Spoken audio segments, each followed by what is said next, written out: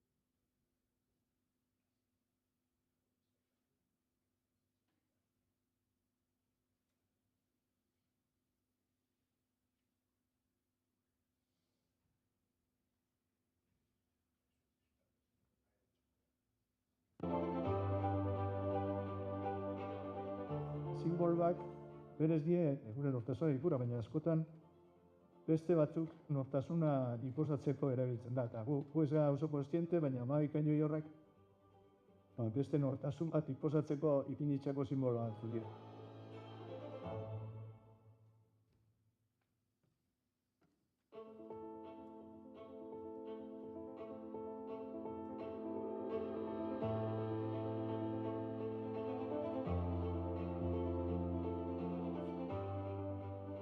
Gure kaleetan da gure eraikinetan ikusi alditugu oraindik lehengo armarriaren simboloak eta diela errege bat eta 12 kainoi ere azaltzen dira. Ondik presente dira gure kaleetako eraikinetan. Tamalez ez ditugu ezagutzen dauzkagun simboloak eta ez ezagutza handia dago simboloien inguruan. Bai, ez dakigu nor den errege hori eta ez da zer esan nahi duten 12 kainoiei.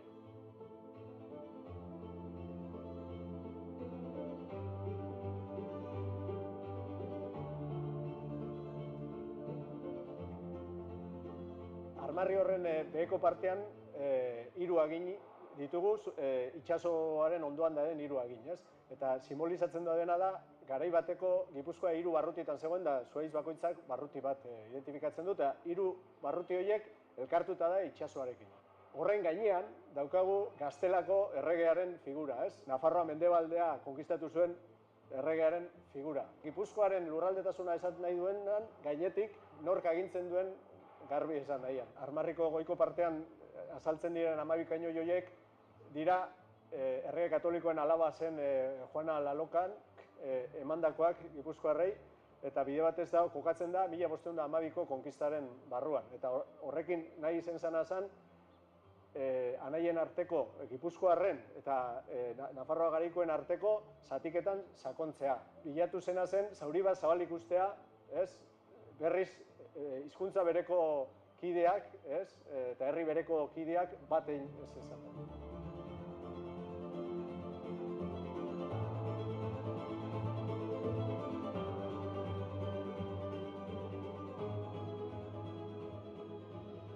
Lehenengo erabaki izan zen, Gipuzkoako armarriko kainoi horiek kentzea, simbolo iraingarri bat zelako, eta orduan erabaki izan ez zirela gure simboloak, ez da? Zan zatiketa bultzatzen zeben simboloak.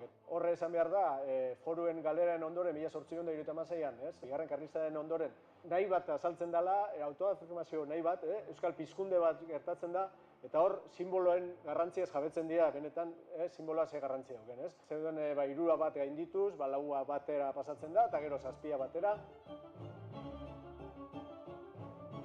Horren ondoren, 1931ko kainean ospatu zen Lizarrako estatutuaren eztabaida egon zanean, eskatu zen Gipuzkoako diputazioari bertan azaltzen zen 12 kainoi horrek kentzeko, euskaldunontzat iraingarria zirelako.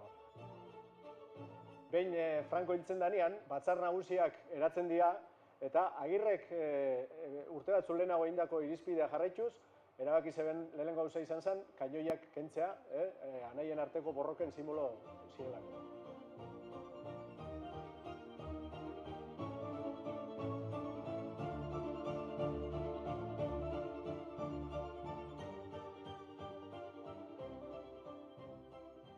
Eta azken baten gure simboloen historia da zapalkuntza baten historia. Etorkizunera begira, jo beharko ginuke politikoki bat izan ginen garai horretara. Eta bat horretatik eraiki etorkizuneko simboloak, ez? Hor daukagulako gure nortasunaren ikurra.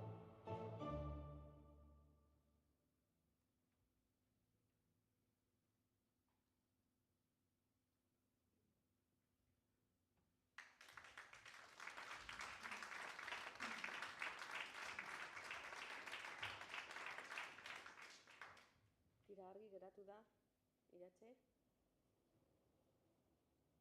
Bai, orain bai.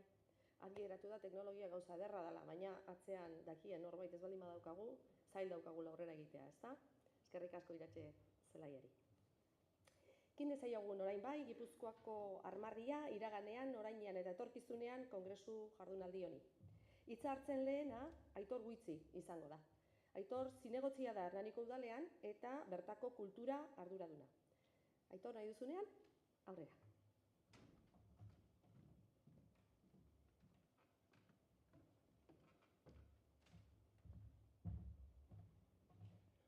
Bueno, egunon, motx-motxian ongi etorria eman lehenik eta behin hemen zaudeten guztiei, eskerrak ere bai, etortzeagatik, Navarralde Hernani Errotzen antolatu zuen guztiei ere bai, iratxe inoski.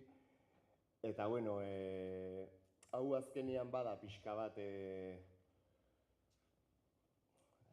eman dezake igual dela ez historiari buruzko jardunaldi bat, baina gehiago da igual gogoeta bat, ez? Zer dan tradizioa, zer dan tan noiztik datorren, mantendu iardian gauz batzuk edo ez, zer dan errepresentatzen dutena, ez? Kasu honetan simboloen bitartez hitz egingo dugu tradizio hontaz, ez? Nien naiz sartuko armarri kontutan, histori kontutan, ez da nire alorra, baina, bueno, pixka bat nerea ekarrita, ni goatzen naiz, orain dela urte batzuk, ni musikari bezala negon Azpeitiko kalietan, hola trikitilai batzukin, eta etorri zitzaigun Laja. Laja etorri zaigun, baldin badago trikitixako figura bat, tradizioa representatzen duena da, Laja, orain dela urte gutxintzan. Etorri zan gure gana eta esan zigun, oso politia, baina hoi ez da trikitixa, esan zigun. Eta nik hoi beti amango Lajak, nahi hoi esan ziala. Eta, bueno, baina pixka bat azten baldin mazea, ari jaitiraka, ikusten duzu, trikitixa daukan lehenengo registroa Euskal Herrian 1889koa dela. Ez dela erdiarokoa demagun. Eta Euskal nazionalismoak adibidez, trikitixa ez zula bere gain hartu edo tradizioan barruan ez ziola sartzen utzi, gerra bukatu arte.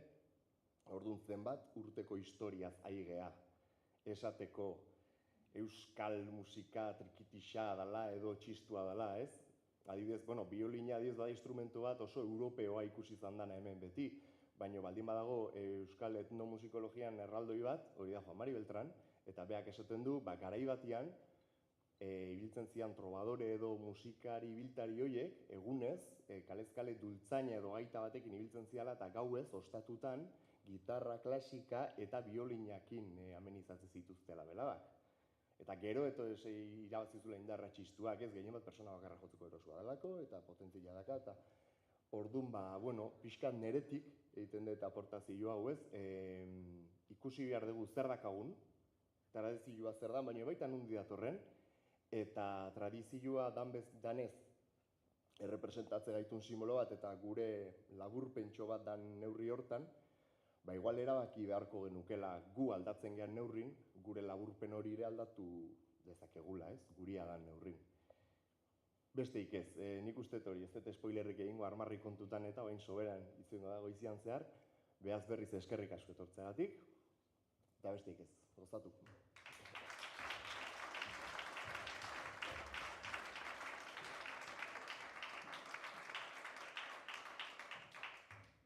Mila esker, Aitor, ikuspegi horregatik, ongi etorriagatik, eta orain ikurretara joango gara, bai? Gaurko lehen hizlaria Angel Rekalde izango da, guztion ezaguna. Soziologian eta zientzia politikoetan lizentziaduna da Angel, eta komunikazio zientzietan doktore.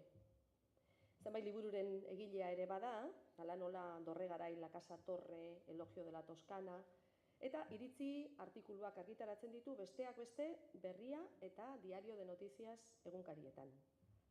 Eneko Aritza, Amaiur Gaztelubaltza komikien gidoilaria ere bada. Eta 2022 urtera arte, Nabarralderen zuzendaria izan zen, 18 urtetako tarte luzean. Gaur berak hitz egingo digu, edo, izenburu hartu du, bere hitzaldirako, simbologia, kontakizuna eta historia. Simbologia, relato y símbolos. Angel, nahi duzunean, zurea da hitza.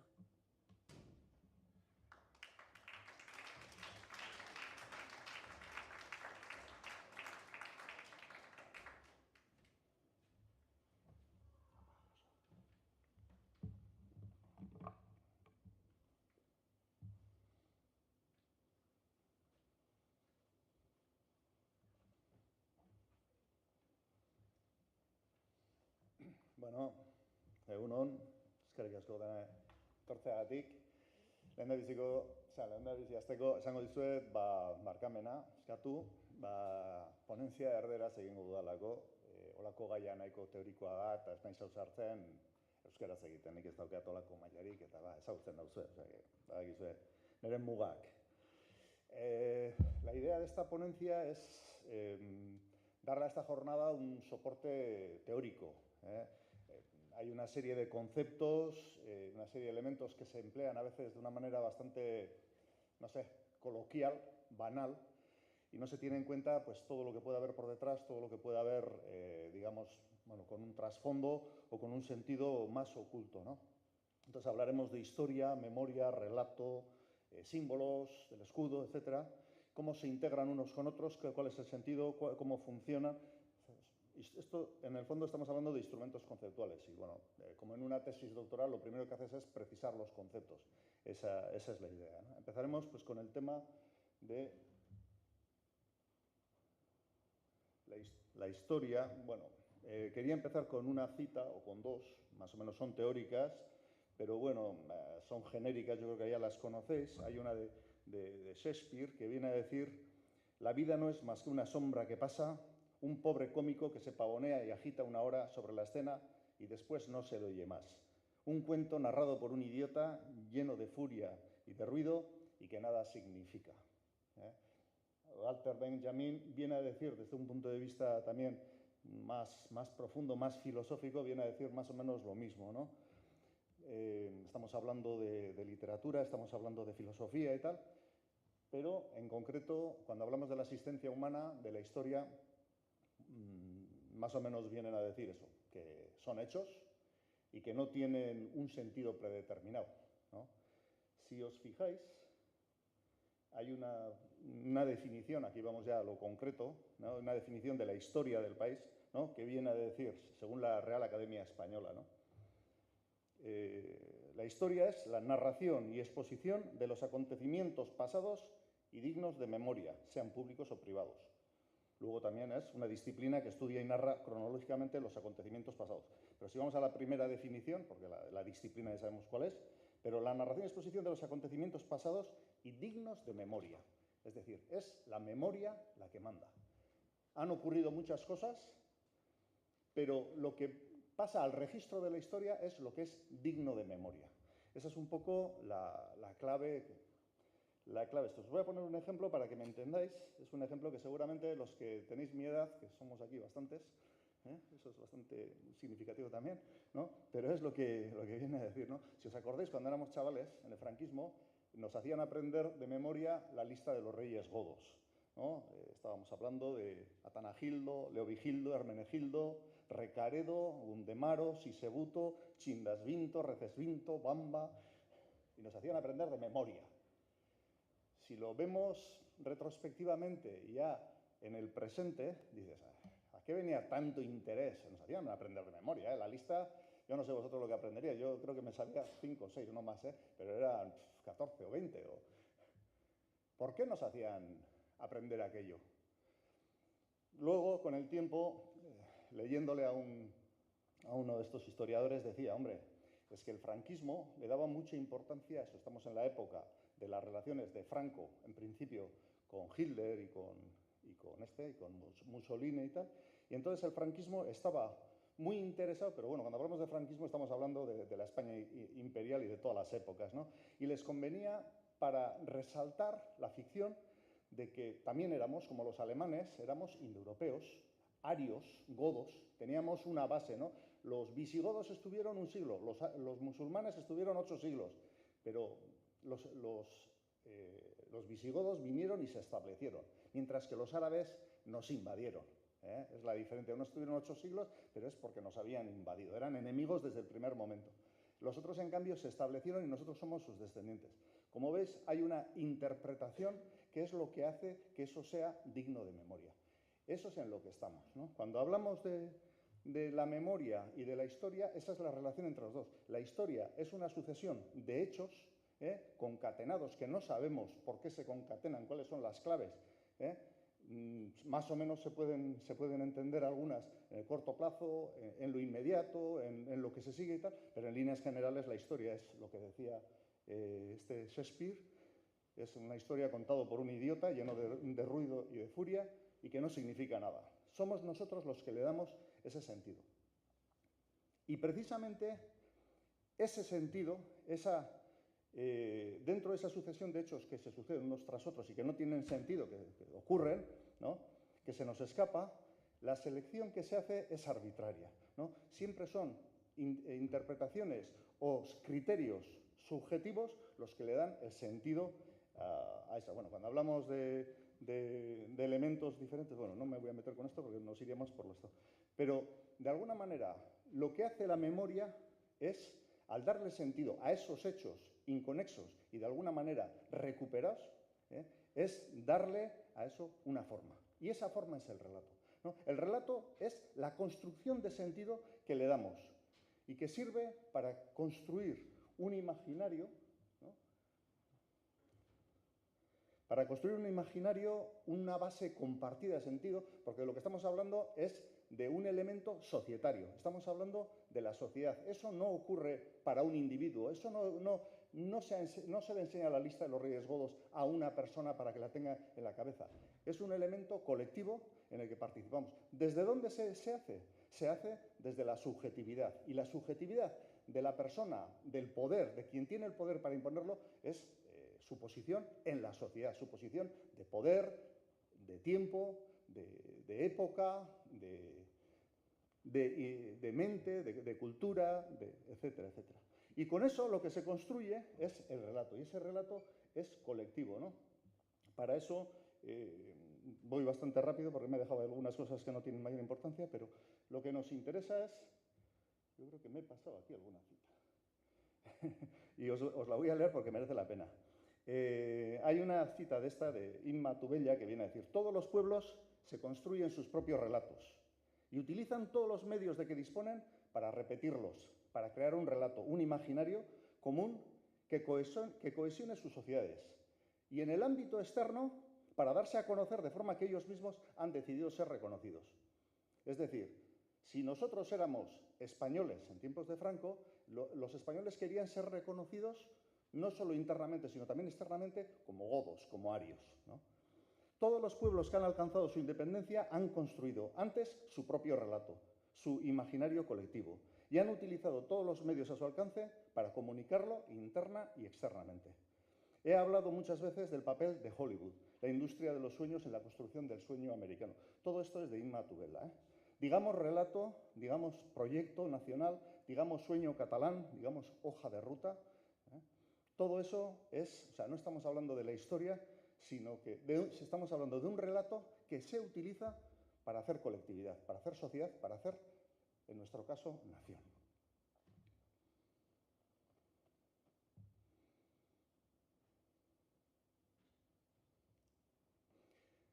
Aquí yo creo que está el meollo de todo, de lo que es la ponencia y de lo que es la jornada de hoy. Vamos a hablar de simbolismos, vamos a hablar de un escudo, vamos a hablar de otros temas de historia y tal, pero la clave está un poco en este tema, es en el del relato. ¿Qué es el relato? ¿No? Muchas veces lo utilizamos y no somos muy conscientes, o sea, parece que es un elemento coloquial que forma parte de nuestro acervo común, pero sin embargo yo creo que no lo tenemos claro. Entonces he cogido un par de citas que nos pueden servir para centrarlo, sin más, porque de esto, como os podéis imaginar, podemos hablar largo y tendido, ¿no?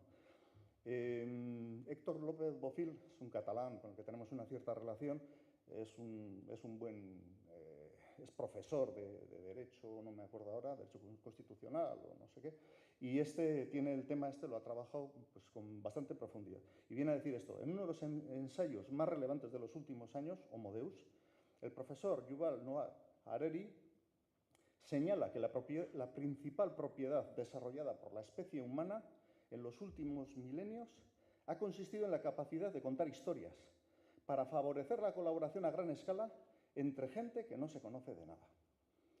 Un relato puede ser el de los dioses de los templos alrededor de los cuales se construyeron las ciudades sumerias. Otro puede referirse al de las multinacionales como Apple y Google. Y otro, de los más eficaces, el de las realidades nacionales que han llevado a la consolidación de los estados modernos. En definitiva, lo que viene a decir es que el ser humano tiene una enorme capacidad de incidencia en el mundo, en la historia, en esto. Tiene una gran capacidad, pero esa capacidad es colectiva. ¿Cómo se consigue aunar esa capacidad? ¿Cómo se consigue que un montón de personas diferentes, unos poderosos, otros débiles, unos hombres, otras mujeres, unos jóvenes, otros viejos, cómo se consigue que todos esos trabajen en pos o en favor de la misma causa? Porque tienen un sentido común, tienen una concepción del mundo, de los objetivos, del sentido de su existencia en común, y eso se lo da el relato. Para que entendamos, por ejemplo, podemos hablar las grandes empresas de la humanidad, ¿no? El Islam. Fijaros lo que ha movido. En un momento determinado, Mahoma moviliza unas tribus y conquistan un gran imperio y cambian el mundo, y ese mundo llega hasta nuestros días.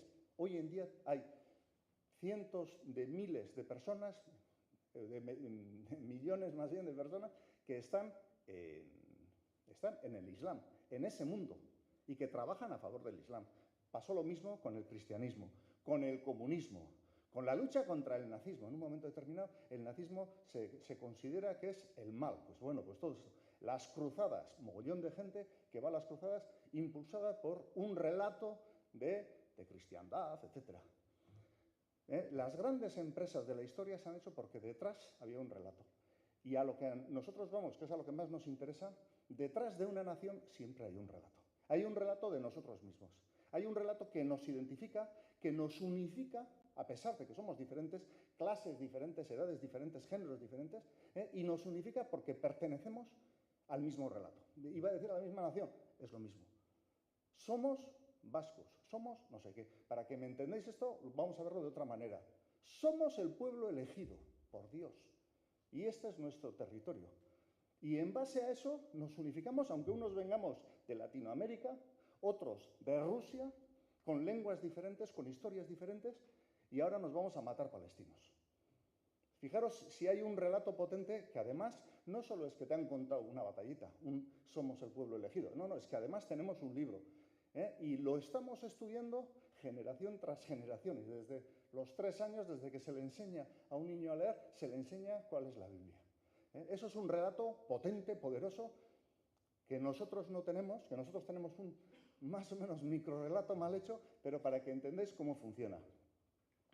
A ver, la lógica de esto está bien estudiada en sociología, es bueno, lo que decíamos antes, ¿no? Desde qué punto de vista se le da sentido a la historia o se le da sentido y se crea el relato, ¿no? Pues bueno, desde la posición social que tiene una persona.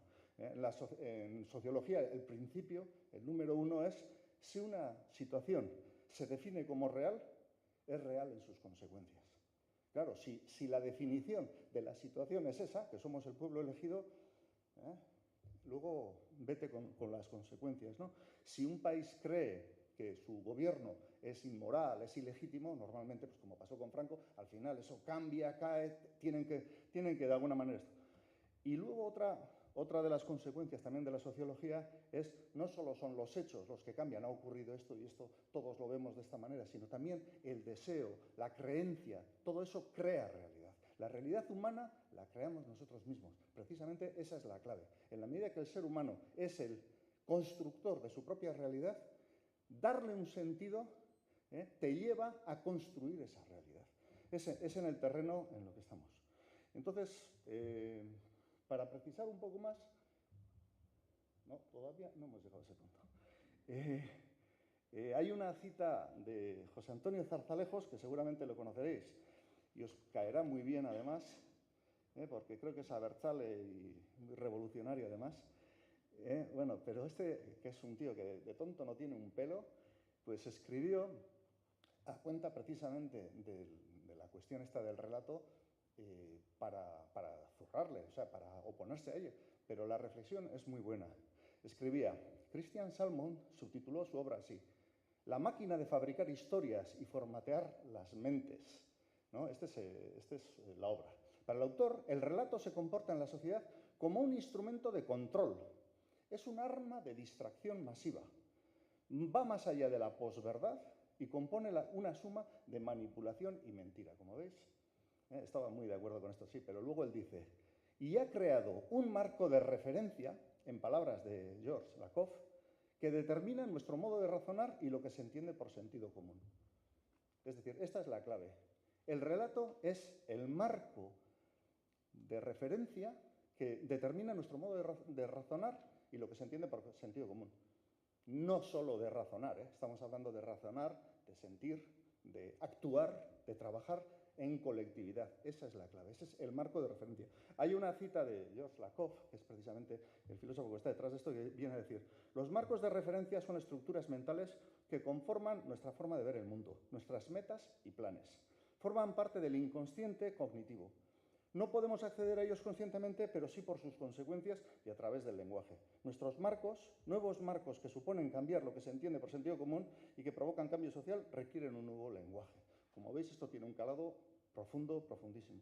Esto es en el terreno en el que estamos y bueno, pues lo que os decía, ¿no? Somos el pueblo elegido. Si encima tienes la Biblia, pues ya, o sea, tienes un instrumento de manipulación formidable, como decía, pero es un instrumento social, de construcción social potentísimo, ¿no? Fijaros lo que ha sido el pueblo judío, que durante milenios, a pesar de estar perseguido, dispersado, destruido, reprimido, ¿no? Sin embargo, ha seguido existiendo y ha llegado hasta el presente. Con muchos matices podéis decir que no es el mismo pueblo, que ha ido cambiando, que hay mucha manipulación. Podéis decir lo que queráis, pero el caso es que ellos se siguen reconociendo como judíos y de hecho siguen actuando y tenéis judíos en Nueva York que no tienen nada que ver con Israel y que están apoyando aquello y que le están dando dinero y que están influyendo sobre el gobierno de Estados Unidos para un apoyo incondicional a Israel, para barbaridades como las que estamos viendo en estos días, ¿no? Pero bueno, Francia tiene su relato, liberté, égalité, fraternité, somos los herederos de Carlomagno, etcétera, somos los galos, los aquitanos no existen, los aquitanos eran galos, o sea, cada uno tiene su película, ¿no? También nosotros también tenemos lo de, bueno, lo nuestro es mucho más débil porque ni siquiera nos ponemos de acuerdo entre nosotros, ¿no? Pues tenemos referencias, Euskotarrena, Berria, Euskadi da, forma parte de ese relato que tenemos, Euskera da, Euskaldun egiten gaituena, que decía Oscorri. Yo, más allá de estas fórmulas, que son bastante discutibles y que además no sé hasta qué punto tienen un gran calado colectivo, yo creo que más bien entre nosotros funciona implícitamente un relato, el otro día lo comentaba con Koldo, es un relato que lo tenemos entre nosotros, pero de una manera inconsciente, asumida, pero no de una manera formulada explícitamente, sino implícitamente. Y es un relato que deriva de que hemos existido durante prácticamente más de 1000 años en el estado de Navarra. Implícitamente sabemos que nuestra lengua es el euskera. Implícitamente sabemos que los navarros, los vascos, no somos ni españoles ni franceses. Y eso lo decía, somos vascos. Eso lo decía Sabino Arana. Pero curiosamente también lo decía antes Chao y también lo decía Polverel. Es decir, el discurso de Polverel, que no sé si lo habéis conocido, nosotros en Navarralde lo publicamos, que de alguna manera lo editó Xavier Irujo, es una formulación de ese relato que lo tenemos implícitamente, sin saber que lo tenemos, y que merece la pena reconocerlo porque, digamos, es lo más avanzado que tenemos. Solo que a veces no somos conscientes. Y lo que tenemos son referencias, eso, de Sabino Arana, de tal y de cual, ¿no? Hay una advertencia de Zarzalejos, no sé cómo voy de tiempo, bueno, tiempo. Sin un fuerte anclaje de la narración en la realidad, se crea una virtualidad que es fraudulenta. Eso hay que tener también presente. Si tú te montas un relato, eres el pueblo elegido y no haces más que recibir palos, pues es normal que llegues un momento en el que ya haya gente que no se lo crea, ¿no? Eso es lo que pasa, ¿no? Pues bueno, ponía unos ejemplos, pues bueno, hay gente que está en ese universo, digamos, los musulmanes hoy en día, teniendo en cuenta que son una parte sustancial de la humanidad, viven ahí, a pesar de que la realidad está cambiando y cada vez encaja menos ahí, pero ellos ahí viven, ¿no? Hay otro caso, contaba, ¿no? Un catalán decía, ¿no? Es un razonamiento idéntico al que impulsó a los gobiernos de París durante 60 o 70 años a escolarizar a los niños nativos en Senegal, Túnez, Argelia, Madagascar, y les obligaban a recibir una educación en francés, ¿no? Y empezaba la clase diciendo, nos ancêtres, le Gaulois. Claro, un chaval negro de Madagascar que diga nuestros antepasados los galos, pues bueno, llega un momento que la cosa pues queda risible, no encaja con la realidad y esos supuestos franceses terminan por independizarse, ¿no? Bueno, pues eso es una circunstancia que hay que tener presente porque a veces el relato no coincide con la realidad de una manera además chocante, ¿no? A lo que iba era a la... No creo que esté, no, yo creo que estaba antes, es que... Esta es. No es esta. Bueno, no está y punto. No pasa nada. Bueno, yo creo que esta sí merece la pena y es lo que decíamos del relato, es el relato el que hace la nación, ¿no?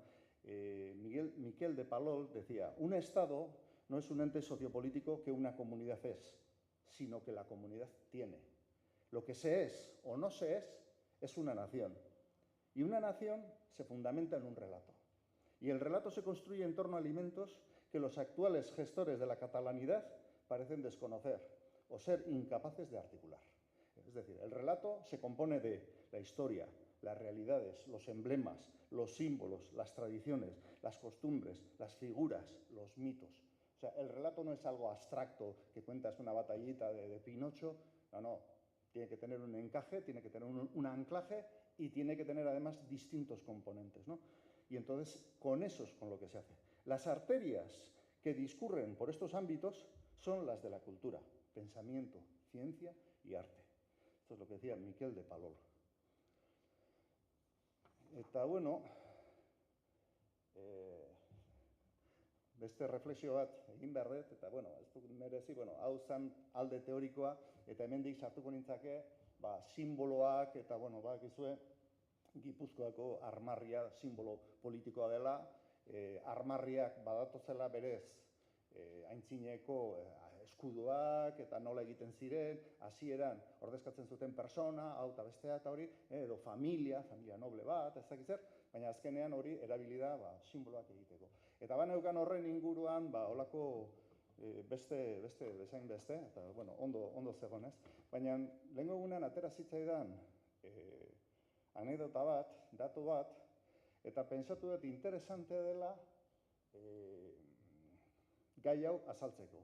Osea, teorian jarri beharrean simboloa zer den eta nola funtzionatzen duen eta ze eragina daukan eta bar azaltzeko, pentsatu dut beste azalpen baten sartu beharrean hobe dela, ez, hau izan ikusten nuena, eta bueno, salto bat egitea eta zuzenean amaiera. Hor ikusten dezutena da, nolabait ekarri dugun primizia bat, ez? Gaurko gaia da Gipuzkoako armarria, eta bakizu armarri hortan kainoia zeudela.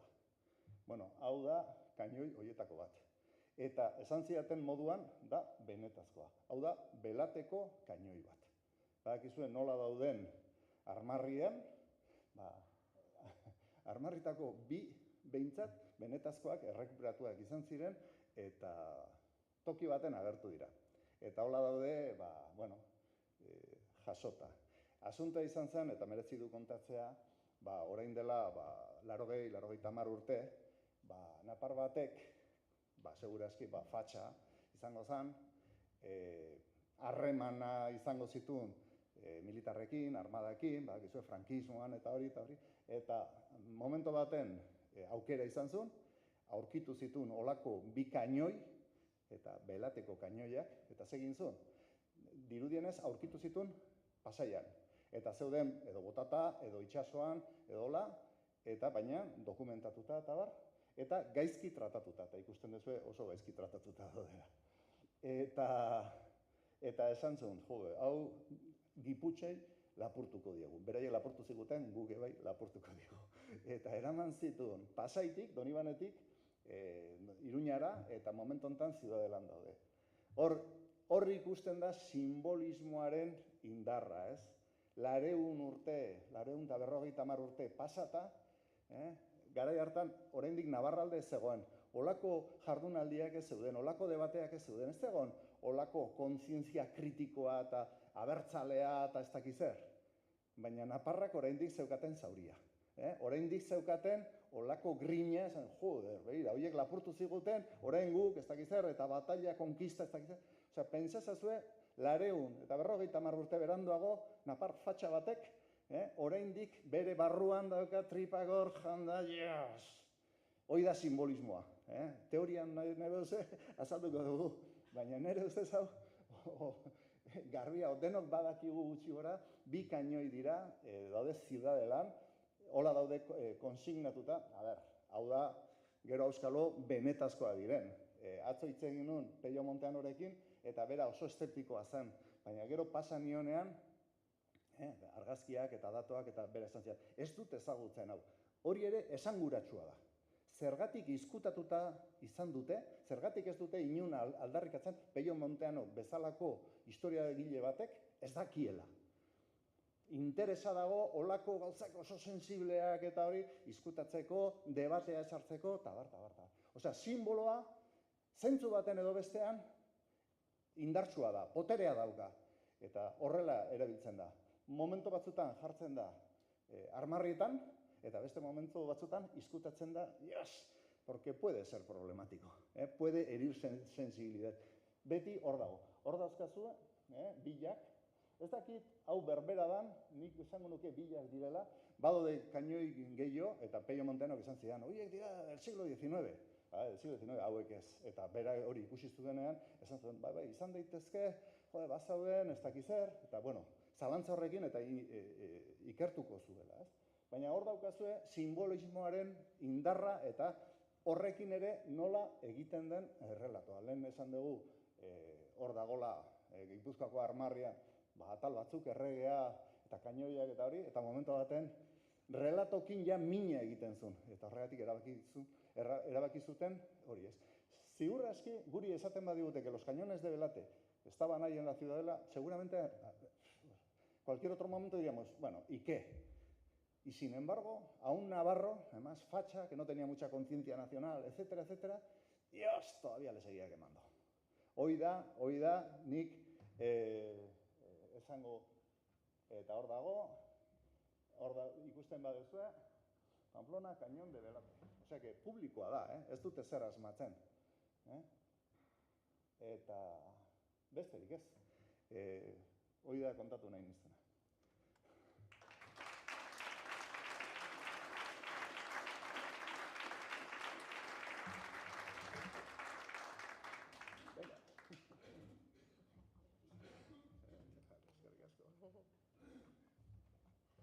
Bueno, mila esker, Angel, hitz horiengatik, hausnarketa horrengatik, eta aurrera egingo dugu. Gaurko bigarren hizlariak Jose Luis Orella izan behar zuen, Jose Luis Orella unzue, baina tamalez ezin izan da biterira etorri, badakizue bera Navarralderen eta Hernani Errotzenen langile laguntzaile fina dela eta prestua, eta egia esan bazeukan, hemen egoteko irrikan, baina azkenean, osasun kontuak direla medio eta pixka bat familiaren aholkuei jarraituz, ez da etorri.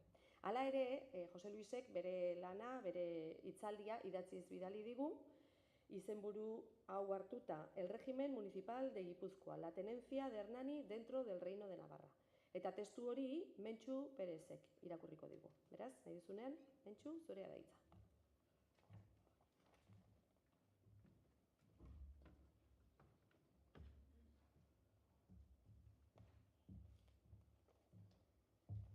Kaixo, egunon. Bueno, irakurriko dizuet, ez gen aspertzen edo. A ver, la tenencia de Hernani dentro del Reino de Navarra. El Reino de Pamplona es el primer reino peninsular en estructurar su territorio con las tenencias. El rey concedía a los señores la posesión y honor del castillo en tenencia, obteniendo rendimiento de la explotación del territorio que depende del castillo. La tenencia aglutina dos tipos de instituciones: un distrito presidido por una fortaleza y un honor, beneficio o préstamo que el reino concede a los señores para defenderla, gobernarla y administrarla, disponiendo del mando militar, de modo que los habitantes de la tenencia contribuyen a las necesidades económicas y de defensa. Sin embargo, la tenencia pamplonesa, a diferencia de la castellana o aragonesa, no es hereditaria ni vitalicia, por lo que la fidelidad del señor al rey es mucho más intensa. En la segunda mitad del siglo XI, Sancho Ramírez, 1076-1094, reorganizó las tenencias.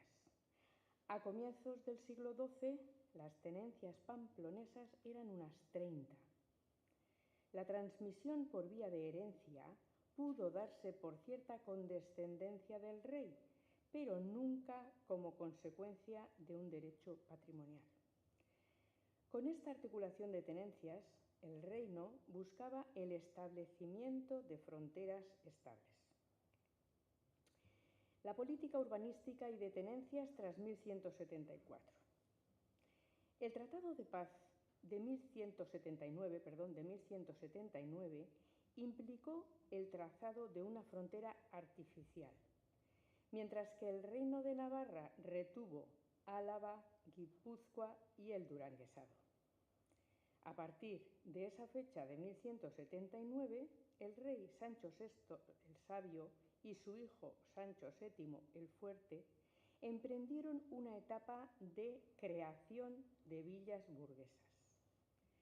Sancho el Sabio concedió y confirmó los fueros municipales de Vitoria, 1181, de San Sebastián, probablemente en 1180, y de Estella en 1164, y de Logroño en 1168. Pero de otras villas burguesas tenemos que concluir históricamente la paternidad navarra, sin que podamos afirmar con seguridad su datación, como San Sebastián, Durango, Guetaria, Hondarribia y aún Hernani. Las tenencias navarras de Sancho VI y Sancho VII. En la paz entre Castilla y Navarra en 1179 y tras el laudo arbitral inglés de 1177, se fijaron las fronteras entre ambos reinos y se señaló en la documentación navarra a 1179 como la fecha en la que facta in anno quo adquisiviter Rex Navarre totam alauam. La tenencia de Durango. Eneco López se intitula en 1051 como dirigiendo Durango. En tiempo de Sancho VI se fundaría la villa burguesa sin que nos conste la fecha ni el fuero que se le aplicó. Ipuzkoa, Ipuzkoa, Ipucha, Guipúzcoa, Lauizenac. Bajo Sancho III el Mayor de Pamplona, aparece como tenente García Aznárez, 1025-1048. Sancho el de Peñalén afirma en 1060, regnante in Pampilona, Alaua, Ipuzcoa et usque Pontcorvo, Castela. La de Hondarribia. Levantó sus murallas probablemente en tiempos de Sancho II Abarca, pues fue escenario de incursiones militares durante la conquista de 1200, lo que indica que aquella zona navarra ya estaba fortificada. Hondarribia fue desgajada de San Sebastián al convertirse en villa antes de la conquista de 1200, pero en 1203 recibió el fuero de San Sebastián del rey castellano Alfonso VIII. En Guetaria. Antes del año 1200, los reyes de Navarra Sancho VI y Sancho VII dieron el fuero de San Sebastián a la villa denominada Guetaria, a la que hicieron capital del territorio o tenencia de Ipúzcoa. Alfonso VIII dio el fuero a Guetaria en 1209 como confirmación de un fuero ya existente concedido por uno de los citados reyes navarros. San Sebastián. Junto a la burguesa San Sebastián existían diferentes villas fundiarias. El fuero de San Sebastián era una versión adaptada del de Estella de 1164, al que se unieron normas sacadas de los roles de Olerón. Antes de la fundación de la villa burguesa de San Sebastián en 1180, existía una tenencia de San Sebastián de Hernani desde el siglo XI. Los territorios del valle de Hernani, del valle de Oyarzun y de la villa fundiaria de San Sebastián eran limítrofes de las respectivas jurisdicciones diocesanas de Bayona y de Pamplona. San Sebastián de Hernani se adscribió al dominio de Leire en algún momento impreciso del siglo XI. Por lo tanto, la ocupación del espacio vasco-guipuzcoano se habría tratado tanto por el monasterio de Leire como por la sede de Pamplona e indirectamente por la corte de Pamplona. Igualmente, en tiempo de Sancho el Mayor, la Cancillería Real testifica para el año 1030 la donación de San Sebastián junto al mar Cantábrico a Leire, figurando Sancho como obispo de Pamplona y abad de Leire. Es probable, según Fortún Pérez de Ciriza, que la donación de las primeras tierras donostiarras a Leire se realizara en tiempo de Sancho el de Peñalén, 1054-1076, continuador de la política de concentración monástica comenzada por su abuelo Sancho el Mayor y por su padre García el de Nájera. Sin embargo, en 1174 el monasterio de Leire, según el privilegio papal de Alejandro III, se extendía al latinez Monasterium Sancti San Sebastiani, quod positum est in litore maris infinibus Hernani, cum excelesis decimis primicis oblationibus et omnibus pertenencis suis, monasterium iurmendi cum pertenencis suis. Martín Duque, Documentación de Leire, documento 335. En todos estos documentos aparece con claridad que a finales del siglo XII, desde 1174, el dominio legerense de Leire en tierras de San Sebastián se extendía tanto a San Sebastián de Hernani como a la correspondiente en Villa Burguesa de San Sebastián. Góñiga Zambide, en su Historia de los Obispos de Pamplona, demuestra que el abad de Leire, Fray Domingo de Mendavia, el 1 de octubre de 1235, con el consentimiento del obispo de Pamplona, confirió al monasterio cisterciense de Iranzu el monasterio de San Sebastián, con todas sus pertenencias, posesiones y derechos, según la donación de 1014 que se insertaba. Pero podemos seguir los tenentes de San Sebastián desde finales del siglo XII. Joane de Vidauri, Santus Sebastianum, marzo de 1199. La tenencia de Hernani. Es probable que antes de la fundación de San Sebastián, Hernani fuese el centro de los asentamientos ubicados en el valle. En 1105 aparece como tenente senior eneco beguila dominante in Ensauri et Bactan et Burunda et in Hernani. Es la única cita que tenemos de que Hernani era una tenencia. El valle de Hernani se extendía antiguamente por todo el territorio comprendido entre los cursos bajos de los ríos Urumea y Oria. Abarcaba en su territorio las actuales poblaciones de San Sebastián, Hernani, Astigarraga, Lasarte Oria, Usurbil, Urnieta y Orio. El primer dato documental en el que se cita Hernani lo encontramos en 1014. Se trata de la donación del rey Sancho el Mayor del monasterio de San Sebastián el Antiguo, ubicado a orillas del mar en términos de Hernani, al monasterio San Salvador de Leire. Infinibus Hernani ad litus maris monasterium unum quod dicitur Santi Sebastiani.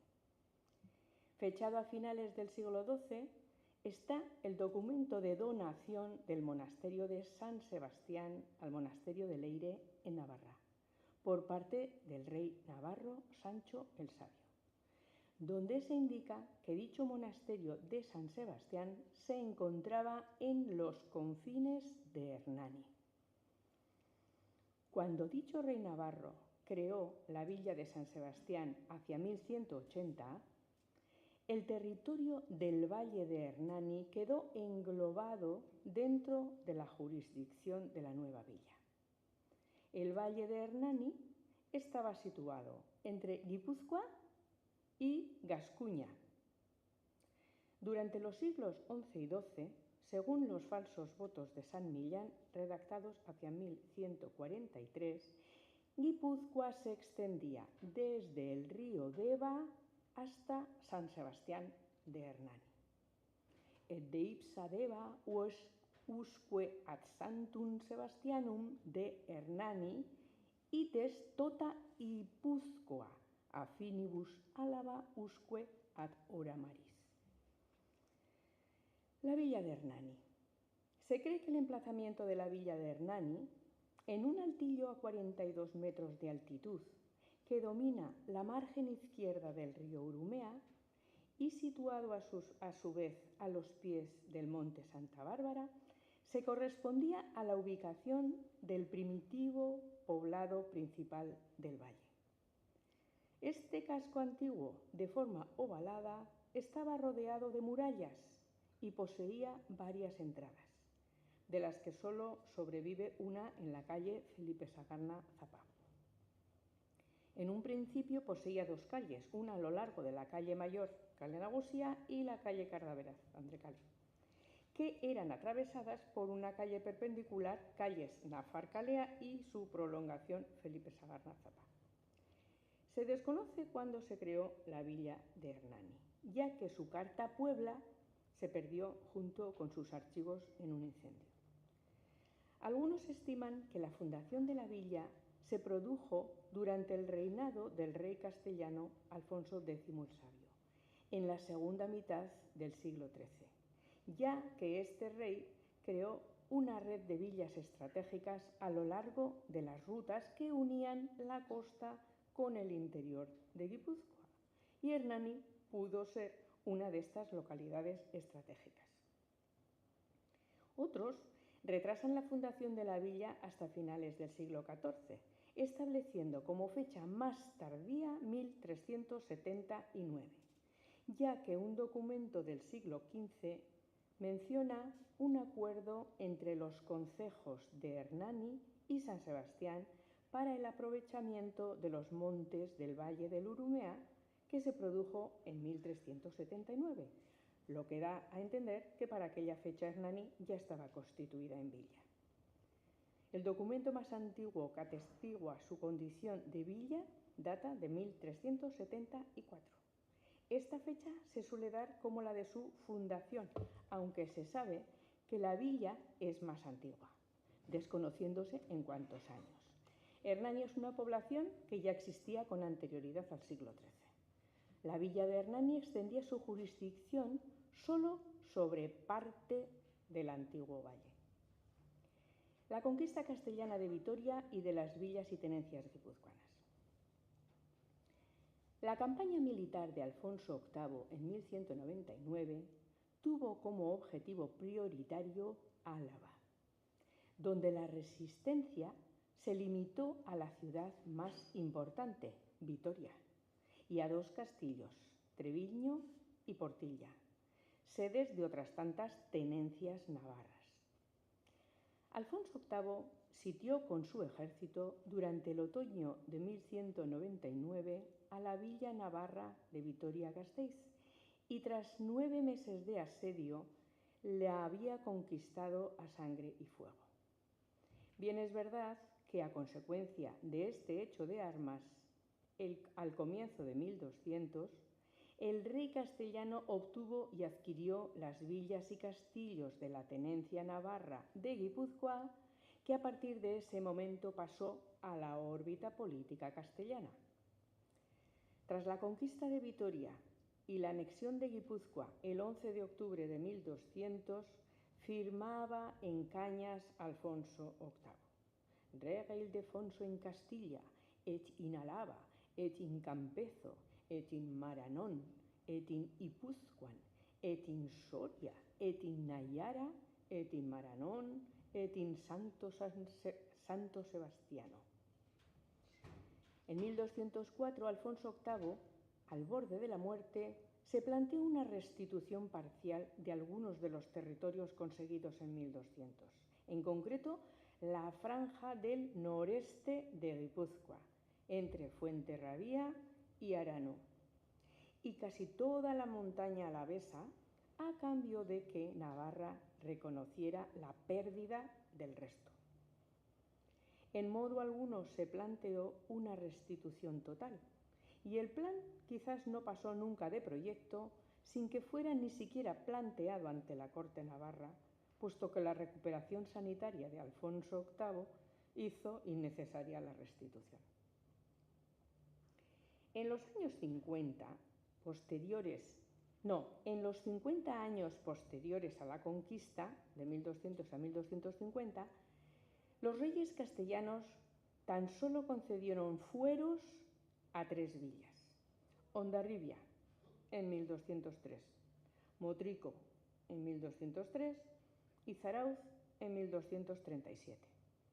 Y luego, en un mismo año, en 1256, el modelo se extendió a 3 poblaciones ya existentes: Tolosa, Segura y Ordicia. Se les concedió el fuero de Vitoria. El rey navarro estabilizó la nueva frontera fortificando una primera línea de castillos con Burandón, Toloño, Herrera, Toro, Marañón, Punicastro, Monjardín, Lana y Orzorroz.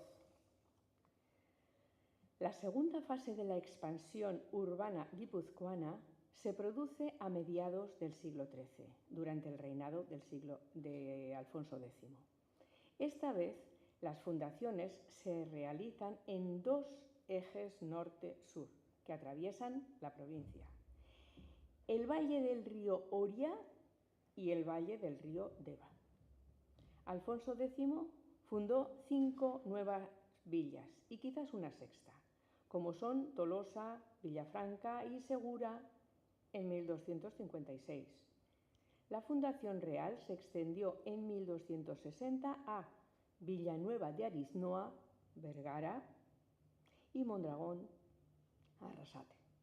La fecha, pues, de la fundación de Hernani se desconoce, ya que su carta puebla se perdió junto a los archivos en el incendio. El documento más antiguo que atestigua su condición de villa data de 1374. Esta fecha se suele dar como la de su fundación, la fundación de Hernani, aunque se sabe que la villa es más antigua, desconociéndose en cuántos años. Por lo tanto, Hernani es una población que ya existía con anterioridad al siglo XIII. Bueno, eskerrik asko.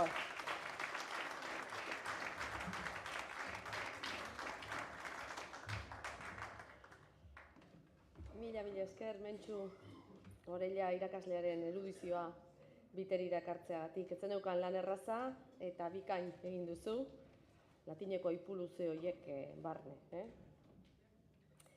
Tira, iritsi gara 3. hitzaldira, 3. hizlaria Patxi Olabarria Irizar dugu. Debagoienako Antzola herriko kultura zinegotzia izan zen 2007tik 2011 bitartean.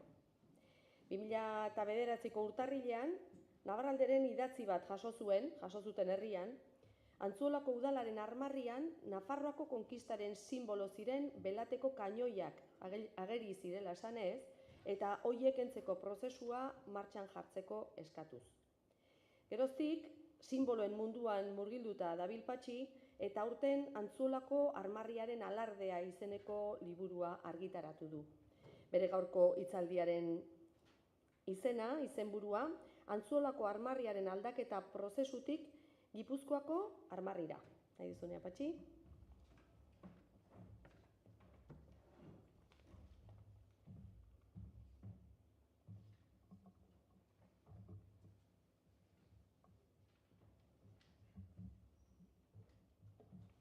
Bai, egunon. Saiatuko nahi zainbeste datu ez ematen, baina, bueno, gauza asko dauzka kontatzeko denbora gutxixo, baina, esan bezala, Antzolatik nator, 2007tik 11 udal zinegotzi, kultura zinegotzi izan nintzen, eta esandako eskaera hori jaso genuen, da hemen ikusten duzue gure udaletxeko armarria. Ez da hor, Nabarraldek esaten ziguna zan, nola geneuzkan 12 kainoiak, belateko 12 kainoiak gure armarrian. Ezertan hasi horretik, ikertzen hasi ginen eta ikusi genuen 12 kainoi horiek zetozela Gipuzkoako armarritik zuzenean. Eta jakin genuen, 1979an, armarri kainoi horiek nola kendu ziren. Hori jakinda, ikusi genuen baita, aurretik, lehen bideoan ikusi den bezala, Agirre lehendak, hemen ikustu duzu sinadurakin, Gernika azpian zutunik, horrekin batera, Eusko Jaurlaritza eratu zanean, 1956ko gerra bete-betean, lehenengo erabakiak hartu zituena Agirre lehendakariak simboloen ingurukoak izan ziren. Beak esaten den bezala, ikurrina, definitu zen, ikurrina eta ikurdia. Ikurdia, guk armarria ezagutzen duguna, ez? Eta hor ikusten da, Gipuzkoakotik kendu zituela, anaiarren berak euskoen anaien arteko gudak horretarazten zituztelako, Gipuzkoa hori zegokien eremutik kendu zituen horrek. Bestalde, kendu zituen simbolo monarkikoak, hor kontuan eduki da Republika garaia zela, erregeak kendu zen, eta nobleziakin lotutako ape kendu zen hor Bizkaiko eremutik bi 8 zeuden, Lope de Haroren simbolo ziren, bi 8, Bilboko armarrian oraindik mantentzen direnak, eta horiek ere kendu zituen, ez? Eta, hori kentzeaz gain, bere hitzetan, aintzineko askatasuna adierazten dutenak erantsi zituen. Eta horiek dira, Nafarroako armarria ikusten duzue, baina beste bi ustai, horiek dira Gernikako arbolaren ustaiak, ez? Aintzineko askatasunaren simbolo. Hau jakin da, lehenengo gauza pentsatu genuena zen, bai gu informatu behar ginela, edozein erabaki hartu horretik, eta herritarrak informatu behar genituela. Eta orduan, Navarralderekin elkarlanean, 2010an antolatu genituen zenbait hitzaldi. Hitzaldien ondoren ikusi izan garbi zein zen kainoien esanahia, eta orduan,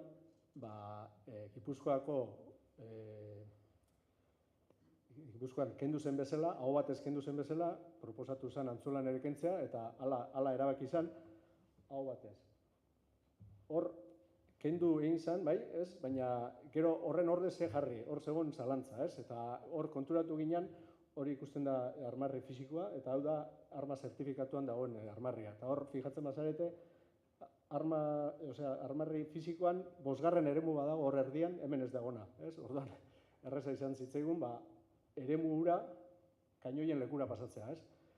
Eta azken batean, gero, eremu hura Gipuzkoakoan, hemen ikusten duzen bezala, urrezko fondoa da, ofiziala, Gipuzkoakoa, baina Rosa Ierbe izlari etorri zena, izlarietako bat Rosa Ierbe izan zen, are frogatua zuen fondoa, berezko fondoa gorria zela, eta ordan guk gure armarrirako gorri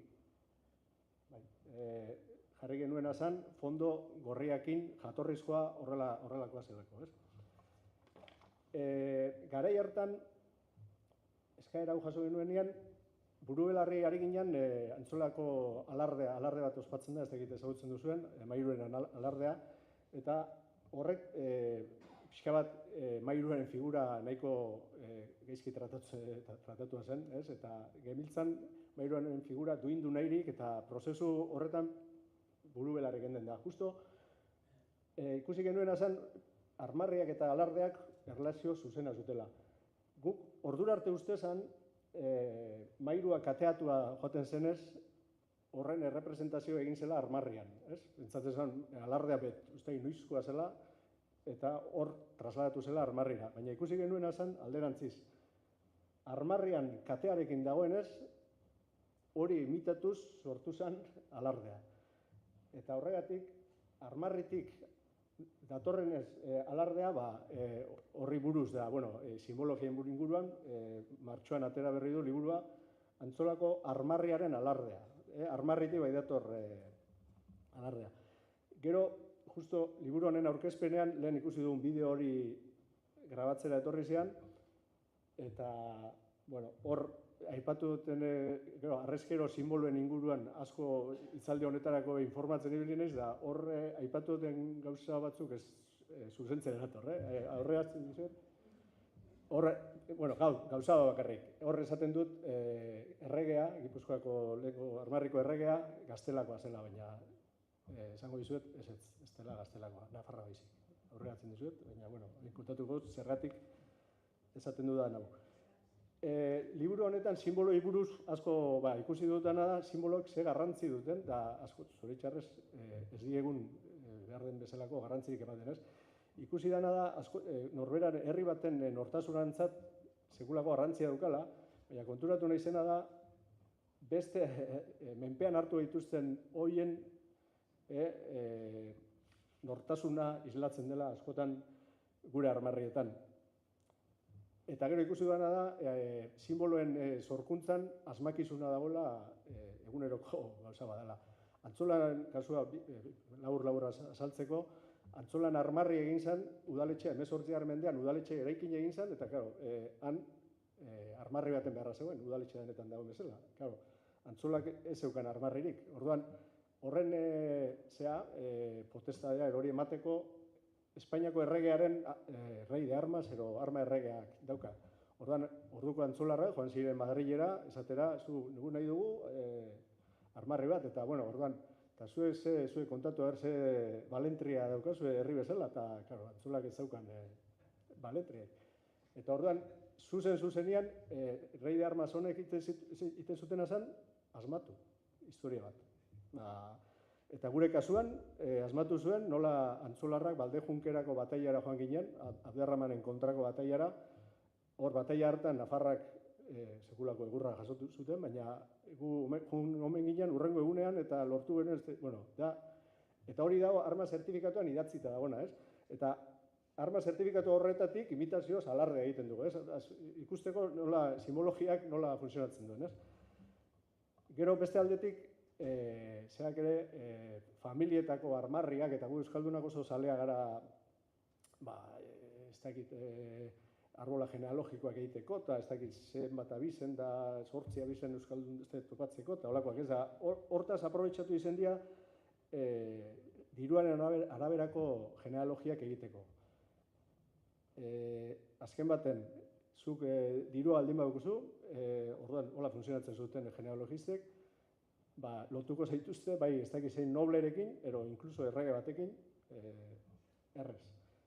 Ordaindu ezkero, lotzen zaituzte eroseinekin. Hemen ikusten da bezala, gero, armarrien jatorria, irakurri ingote, los escudos de armas, divisas y blasones son tan antiguos en el mundo que fuera muy dificultoso y dilatadísimo discurso el darles principio cierto y determinado origen. O sea, jatorria jakitzea oso zaila da. Todas las naciones, reinos, provincias, ciudades y personas particulares de estima y aprecio los han usado y servidose de ellos para manifestar y representar lo grande, memorable y valeroso de sus hechos. Claro, jatorria jakitzea hain zaila denean, gertatzen dena da, lehen Angelek esan da, errelatoa sartzen dela hor jokoan, ez? Orduan, interpretazioak azten dira, errelatoan, horrek esan nahi du hau, ero bakoitzak bere interesen arabera. Eta zoritxarrez, lehen esan du bezala, guk simbologiari ez diogu garantzirik ematen, baina etxaiak oso ondo erabiltzen du simbologia. Eta horregatik, sekulako ziria sartzen dizkigu, bai, armarritan, dauzkagu simbologian, banderetan, himnotan, alardetan, kale izendegietan, monumentutan, eta guztietan sekulako ziriak sartzen dizkidute eta zoritxarrez ez gara konturatzen, ez? Antzolara etorrita, Antzolan adibidez, armarrian 12 kainoia sartu dizkidute. Alardean, orain jakin dugu, jotzen dugun musika, urtero jotzen dugun musika, dela Espainiako himnoa izandakoa, eta urtero jotzen dugu. Konturatu gara, daukagula Borgoinako gurutzea gure banderan. Orduan, karo, baina esan nahi dut, positibo esatearren, jabetu ingala, zer daukagun, armarritik kainoiak kendu ditugu, himnoa datorren urtean, espero ez dela berriz beste himno bat sortzeko prozesua martxan jarrita dagoela, eta Borgoinakoa, urrengoa izango da Borgoinakoa. Espero. Borgoinakoa etorri...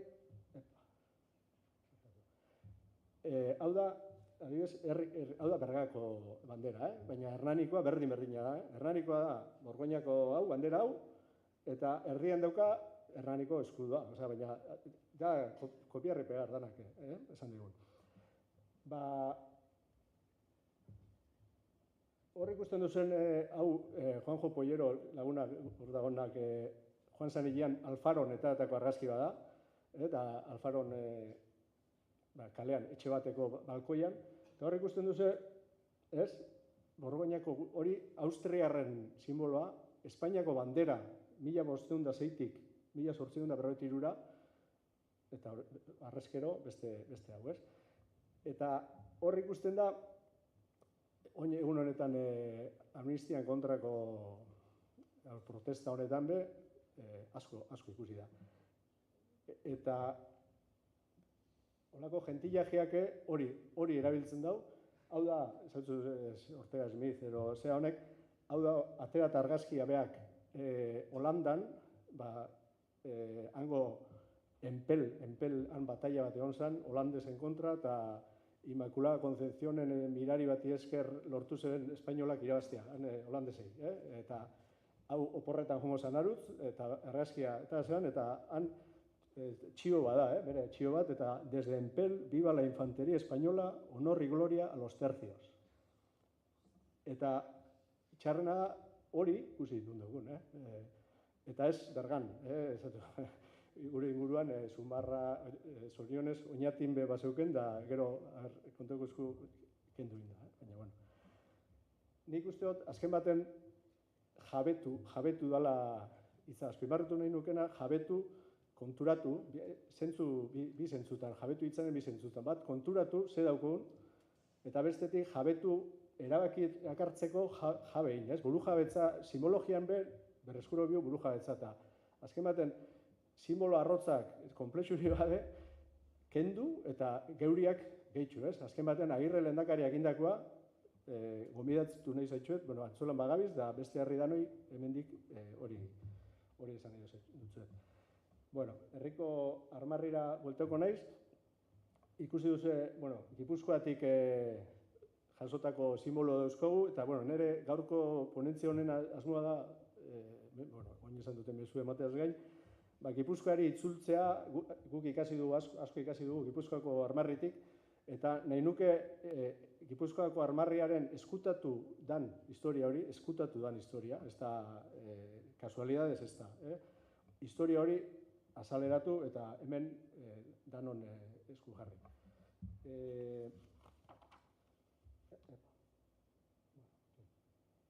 Hasiko naiz, horretik, kronologikoki, bizkor saiatu naiz Gipuzkoaren armarrian historia, ez? 1387, jungo naiz, Gaztelarren lehen metodan inbazioatik 200 urte pasatu zian, 1200eko inbazio konkistatik 200 urte, eta Getarian elkartzen ja hermandadeen batzar nagusia, lehen aldiz, 1387. Hor erabakitzen da gero batzarrak egingo dira herriz herri. Eta herri bakoitzean hartzen diren erabakiak zigilua, ematen den zigilua, izango da herri bakoitzekoa. Ez zegoen Gipuzkoako zigilurik, ez? Gero, 1476an, Gaztelako Enrique Laugarrena erregeak Gipuzkoari ematen dio titulua noble y leal.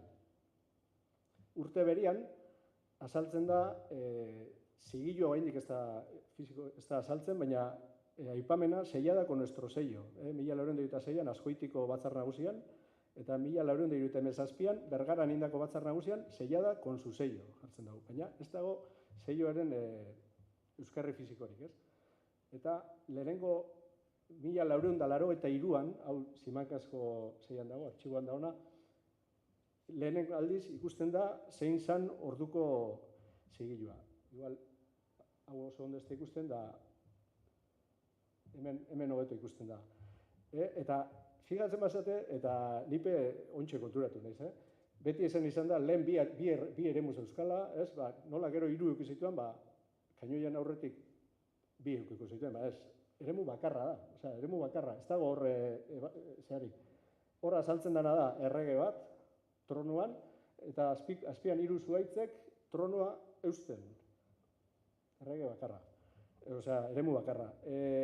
Hor gero, 1512ko konkista dator, Nafarroaren eremu handienaren konkista, errege katolikoen eskutik, Eta horren ondoren, hor bakizue egon zirela saiakerak berreskuratzeko, bai Amaiurren, bai saiakera, 3 saiakera handi egon ziren, berreskuratzeko erresuma Nafar errege legitimoak, ez? Orduan, lehenengo saiakeran, 1512ko abenduan, azaro abenduan, lehenengo saiakeran Iruñara iristen dira, baina porrot egiten dute. Orduan, bueltan joan beharra daukate, eta bueltan doazela, ordururako konkistatuak zeuden gipuzkoarrak, herri bereko konkistatuak zeuden gipuzkoarrak, iristen dira horratzeko kainoiak hartzen dituzte, baina hola, izan zen, helen Pedro Esarte izlari uki genuen antzulan, eta beak daukan liburu baten idatzi dauka,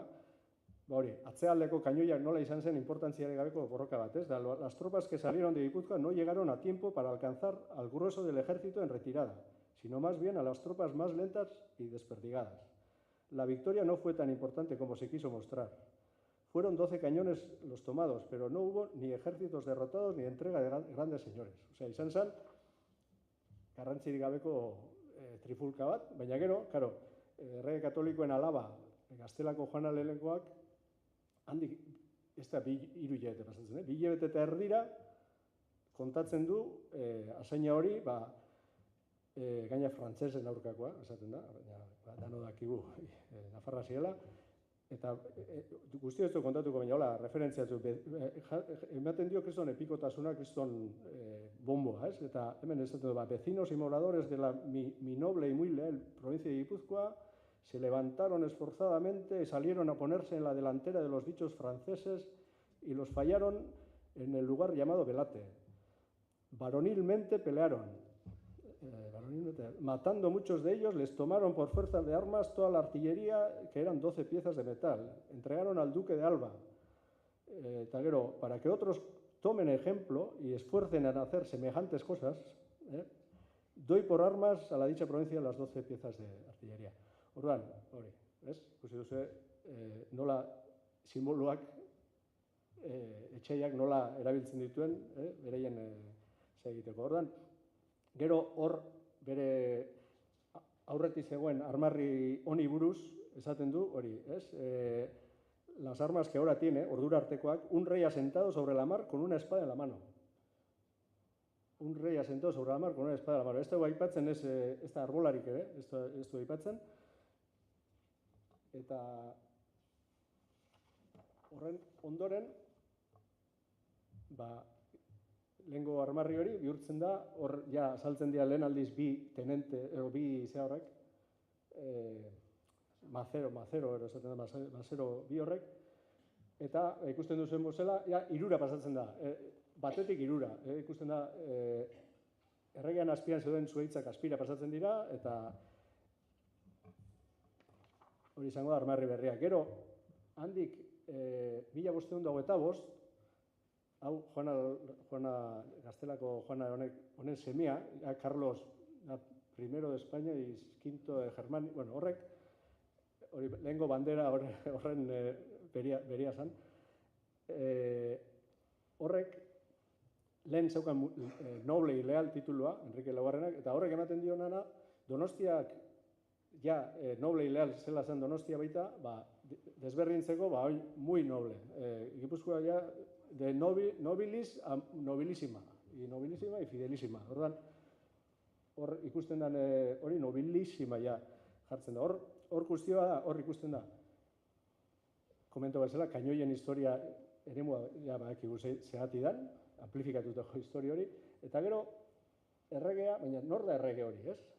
Galdetzen dana, nor da errege hori, eta zer dira 3 zuhaitz horiek. Eta orduan, azten dana da, interpretazio desberriak, ez? Ja, azten die orduko historiadoriak, hau da, hau, bestia, hau, hori, ez? Da, lehenengoa ematen duena da, 1520, oso gertu, 1520ko, hau da Izazaga, Albare de Izazaga, hau zan, Gaztelako gorteko idazkaria bat zan, Juana de Araujoren ahizparen idazkaria, eta honek, liburu baten, liburuen izenak nahi zantzeko esaten, pero dia oso luzeak eta ordua jongo bat.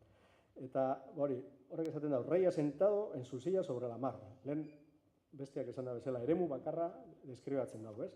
Baina gero, eta hau da interesantia, aipatzen dau Nafarroa eta Aragoiko erregeen arteko gudu bat.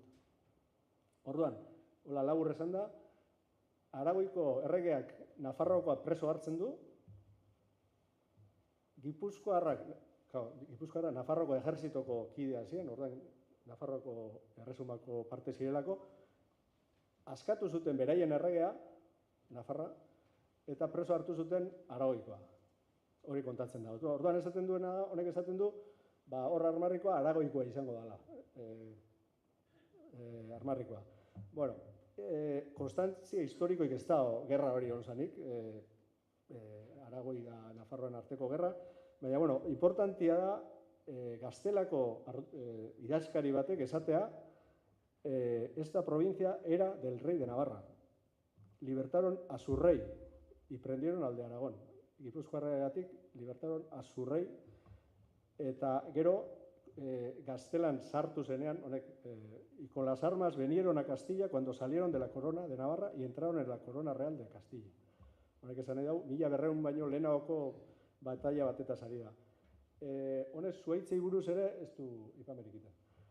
Gero, bizkor, jungoniz, Zaldibia dator, Martínez de Zaldibia, batxillerra, honek lehen entzun dugun Oreia Unzuek liburu bat idatzita duk hori buruz, inkrebilia da, zenbat idazten duen, inkrebilia. Eta beak honi Zaldibiari buruz, hori liburu hau idatzi zuenari buruz, esaten du, era de tendencia oñacina y sentimientos antinavarros. Hau da, Oreiak esan dago, sentimientos antinavarros. En 1516 se debía encontrar en Fuenterrabía. Beste saiakera, 1512 bat, 16 beste bat, zan Nafarren kontra zegoen bat, ez? Eta honek, historia berdina errepikatzen du, bueno, matiz batzukin, baina esaten duena da, Armarrikoa ez dela Aragoikoa, dela Nafarra. Da, oso oinaztar baten burua, antinafarra den bat, ez da ni etorri zen hona, ero behin etorri dela esatea, hori Nafarroko ez. Oinaztarren buruak esatea, los guipuzcoanos de antiquísimo tiempo acá tienen puesto en su escudo de armas al rey que liberaron sentado en su escaño. Beraien erregea daukatela hor. Eta lehengo izasagabe ordezkari gaztelakoak hori esaten badu, eta honek hori esaten badu, garbi dago, garai hartan, Nafar sustraien errelato hori oso edatua zegoela. Gero, zuhaitzei buruz honek, Zaldibiak, aipatzen ditu zuhaitzak.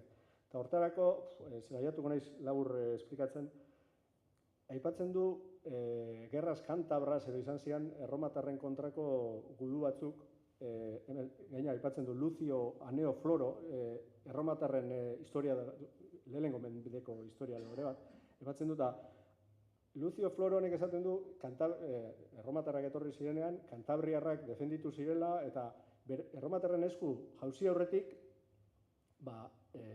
pozoiaren bidez da beste modu batzuk erabiliz, bere buruaz beste egiten zutela.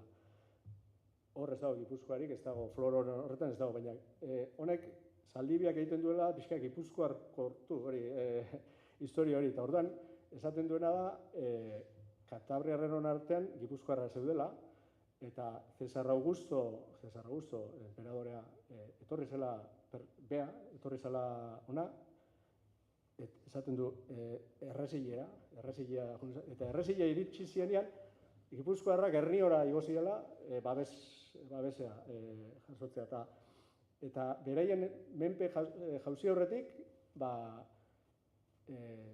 formula desberdinak erabiltzen, buruaz beste egin zituela, batzuk barrankotatik saltotzen, beste batzuk aginen pozoiaren bidez. Da orduan, hortik esaten du, agin horien simboloa diela Gipuzkoan daudenak. Azken baten azalpen epiko, lehen esan dagoa ez, askotan asmakuntza dela, baina zerbait azalpen epiko bat ematen da, Gipuzkoarren balentriak goratu nahian.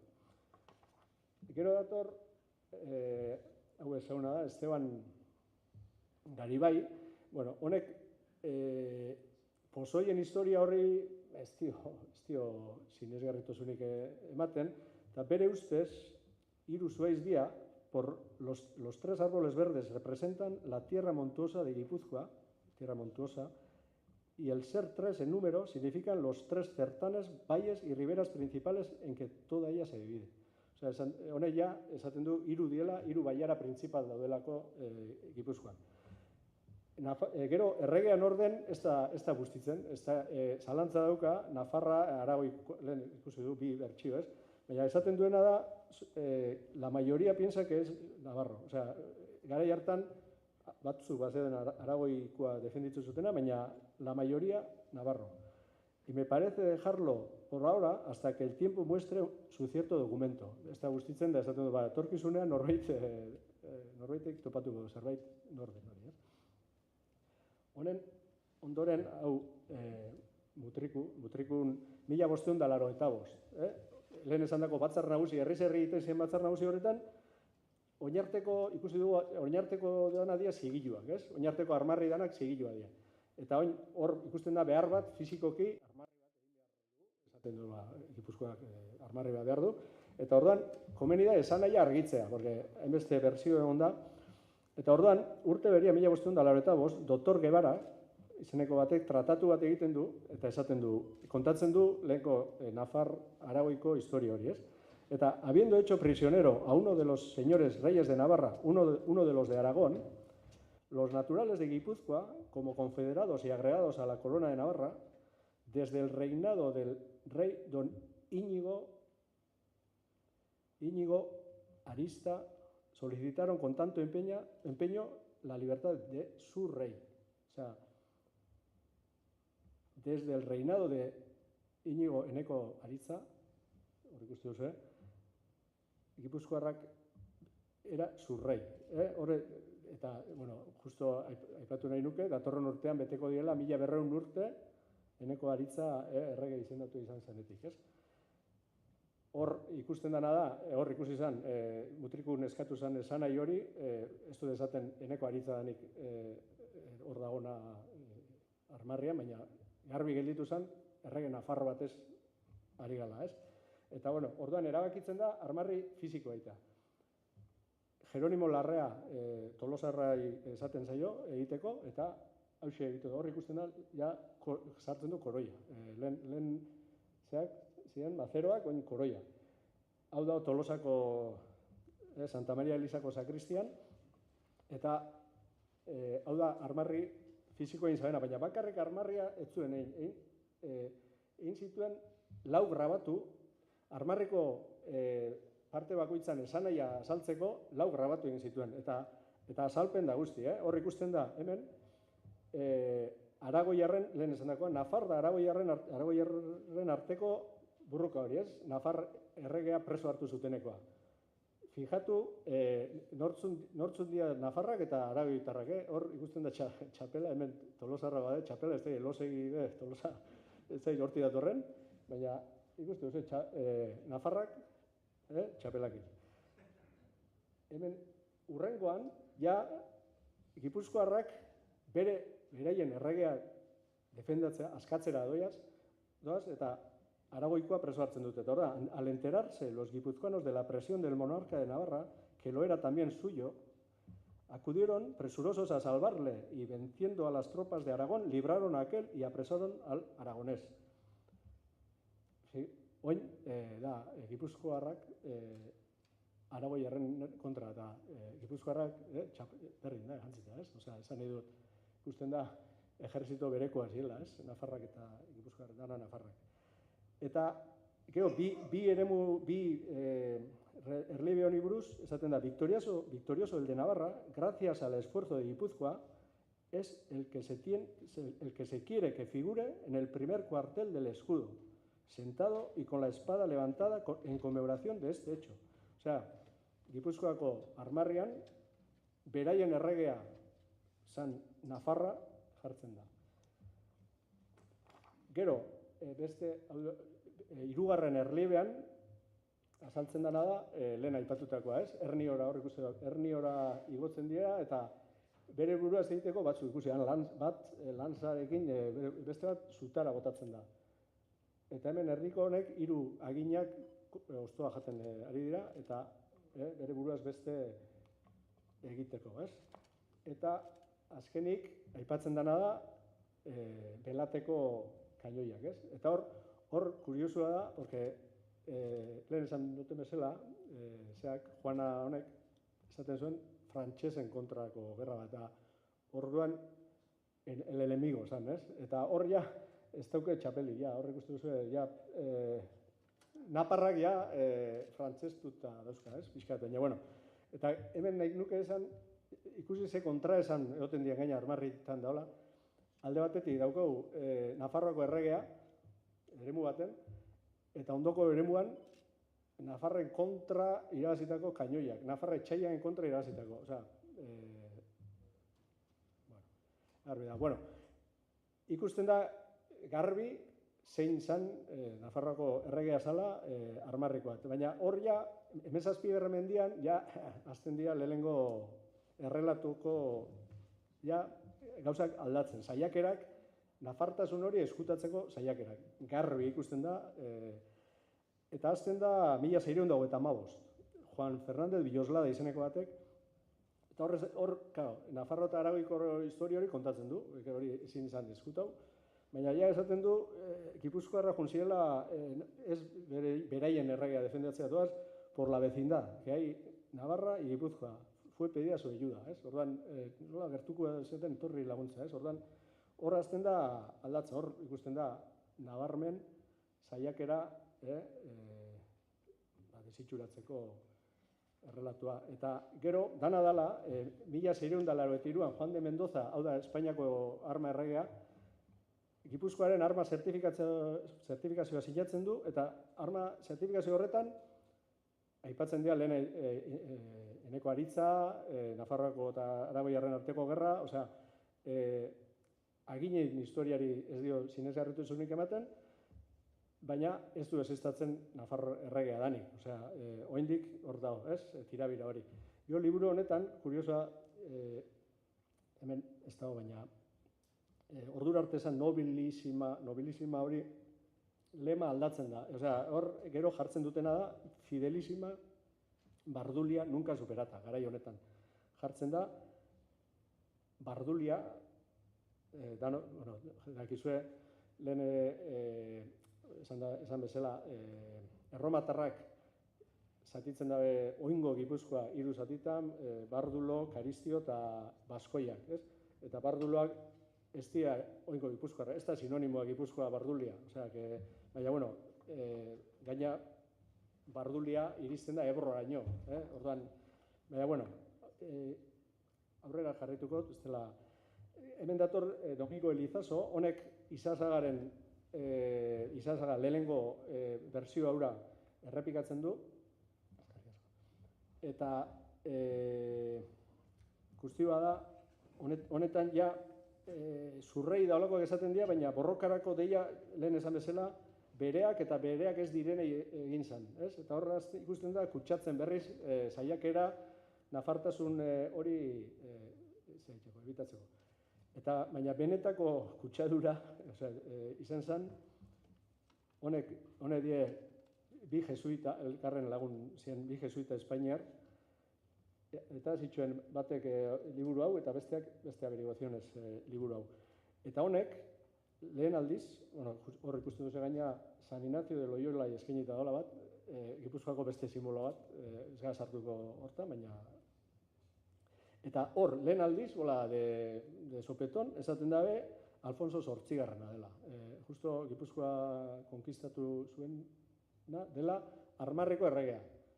Eta euren argudioa da, habiéndose entregado voluntariamente la provincia de Guipúzcoa al rey de Castilla, don Alfonso, el noble y bueno, buenísimo, le dio por armas su misma imagen de rey. Orduan, honek ja, lehen, baina honek garbi esaten dabe, eta kuriosoa da, enao, honek averiguaziones liburu honetan, azaltzen die, korrespondentzia, eukizuena, gero ikusi duen Miguel Arambururekin, Gipuzkoar batekin, Miguel Aramburuk esaten du, Cesar Augusto hori, emperadore hori dela erregea. Osea, hor, ondie bertsioak, eta honek Alfonso Zortzigarrena. Eta orduan, elkarrekin izandako korrespondentzia azaltzen da liburu horretan da, irakurtzeko da. Batek besteai, no puede ser este porque por esto, eta bestea no puede ser este, osea, elkar deskalifikatzen dio, hitzetan. Hau da, Miguel Aramuru, hau zen Gipuzkoako Batzar Nagusietako batzar burua izan zen, eta honi eskatzen da, 1685 Batzar Nagusiek honi eskatzen diote egiteko Gipuzkoako legeen bilduma. Ordura arteko zeuden legeak sakabanatuta zeuden bilduma egiteko, ez? Eta honek bilduma egiten du, eta armarriari buruzko azalpenak emateko sartzen du, hau da, liburuan, sartzen du Juana, lehen aipatu dugun Juana 1513ko testua, Juanak idatzitako testua. Hor, fijatzen bazarete, hor sartzen duen, Juanak esaten du, tiene que ser así, eta hor sartzen duen armarri hori da Juanaren semeak emandakoa, nobilísima, geruago emandakoa, orduan hor ikusten da, askotan olakoak gazatuak da, bila, baina hori ezin da izen armarria, baina bueno, egiten da bena da Juanaren transkripzioa. Eta gero dator Borboiak egizten dira, Espainia erregetzara, 18. mendean, ordura arte Austriarrak egon ziren, Espainiako agintari, eta Borboiak egizten dira. Eta Borboia, tonto fama dauke, baina, bueno, estrategia garbiat itxen dabe, atzolarrez, azten naiz, gipuzkeraz, saiatuko naiz. Egiten dutena da, hidalgia tituluak eman, bereien erreinura bat egiteko nobleziak, tituluak emanaz, privilegioen truke, bat egiten dute, jendeak, eta orduan, milaka titulu, hidalgo, zu hidalgo, venga, eta hau da, ontxe, Tolosako aita semeratzuna, Kike Amonarrizak dela gutxi baten tuit baten indakoa, eta da kuriosua, baina, hidalgo tituluak batea, ikustu duzu, Juana lehenengoaren dokumentu horren kopia bat ematen zen, hidalgo bakoitzari. Nolabait esateko, zu gaztelartasuna lotzeko, ez? Zu neekin lotzeza, baina zu gaztelarra kainoiak nola eman zituen Juana. Bueno, 19. mendera banoa, hau da Nikolas Oraluze, hau Donostiako alkate liberala, bigarren gerra kalistan izan zen Donostiako alkate liberala, eta honek idatzi zuen Historia General de Gipuzkoa. Eta hau, nao eta zea bezala, jesuiten hildua jarraituz, Alfonso VIII aldekoa da. Esaten da, nos inclinamos a creer que representa a Alfonso VIII, sentado en el trono con su manto, corona y espada, en alegoría de la unión voluntaria de Guipúzcoa a Castilla en el año de 1200. O sea, que voluntaria... Eta gero, 19. mendean, Gipuzkoako Foru Aldundiak, eskatzen dio, orduko rei de armasi, Rujulari, lehen esan dugu Juan Mendozak egindako zertifikatu horren kopia bat. Lehen originala beraien esku zegoen, baina 1813an, horrela epatzen da, 1813an Donostia erretzen dutenean, galtzen da original hori. Eta orduan eskatzen dio, rei de armasi, Madrilera, Rujulari zertifikatu hori egiteko. Eta Rujulak, lehengo zertifikatu irakurtzen duzu, eta lehengo eneko aritza horreganak aipatzen ditu, ez du ezestatzen hori, historia hori, baina ez du aipatzen ez Cesar Augusto, ez Alfonso VIII, ez beste inor da. Eta honen ondoren, gelditu zen finkatuta Fidelissima nunca superata, eta armarri hau gelditu zen zertifikatu horrekin hau finkatuta. Baina gutxi horrela, errega nafarra dela, garbi zegoenean, batean, 20. mendeko hasieran, Juan Carlos Gerrak, genealogista, ateratzen du beste teoria bat. Oinarte, esan dako, ez Cesar Augusto, ez Alfonso, ez esto. Eta, guztioa da, teoria hau, jarraitzen, Serapio Mujikak defenditzen du, Carmelo Etxegaray, Rosa Hierbe, lehen aipatu duten Rosa Hierbek, eta gaur egun indarrean dagon bertsio ofiziala da hau. Juan Carlos Gerrak esaten duena, eta Juan Carlos Gerrak, eta horregatik nik bideoan bertsio ofiziala, eneukan oraindik informazio horiek eta bertsio ofiziala errepikatu dut hori akats nabarmen nahi nuen, baina nahi nuke zuzendu. Esaten duena da Enrique Laugarrena dela, Gaztelako Enrique Laugarrena dela armarrian dagoena. Pasatu ziren, ez da zenbat mende sortu zenetik, eta inoi okurritu zitzaion errege bat aipatzen da.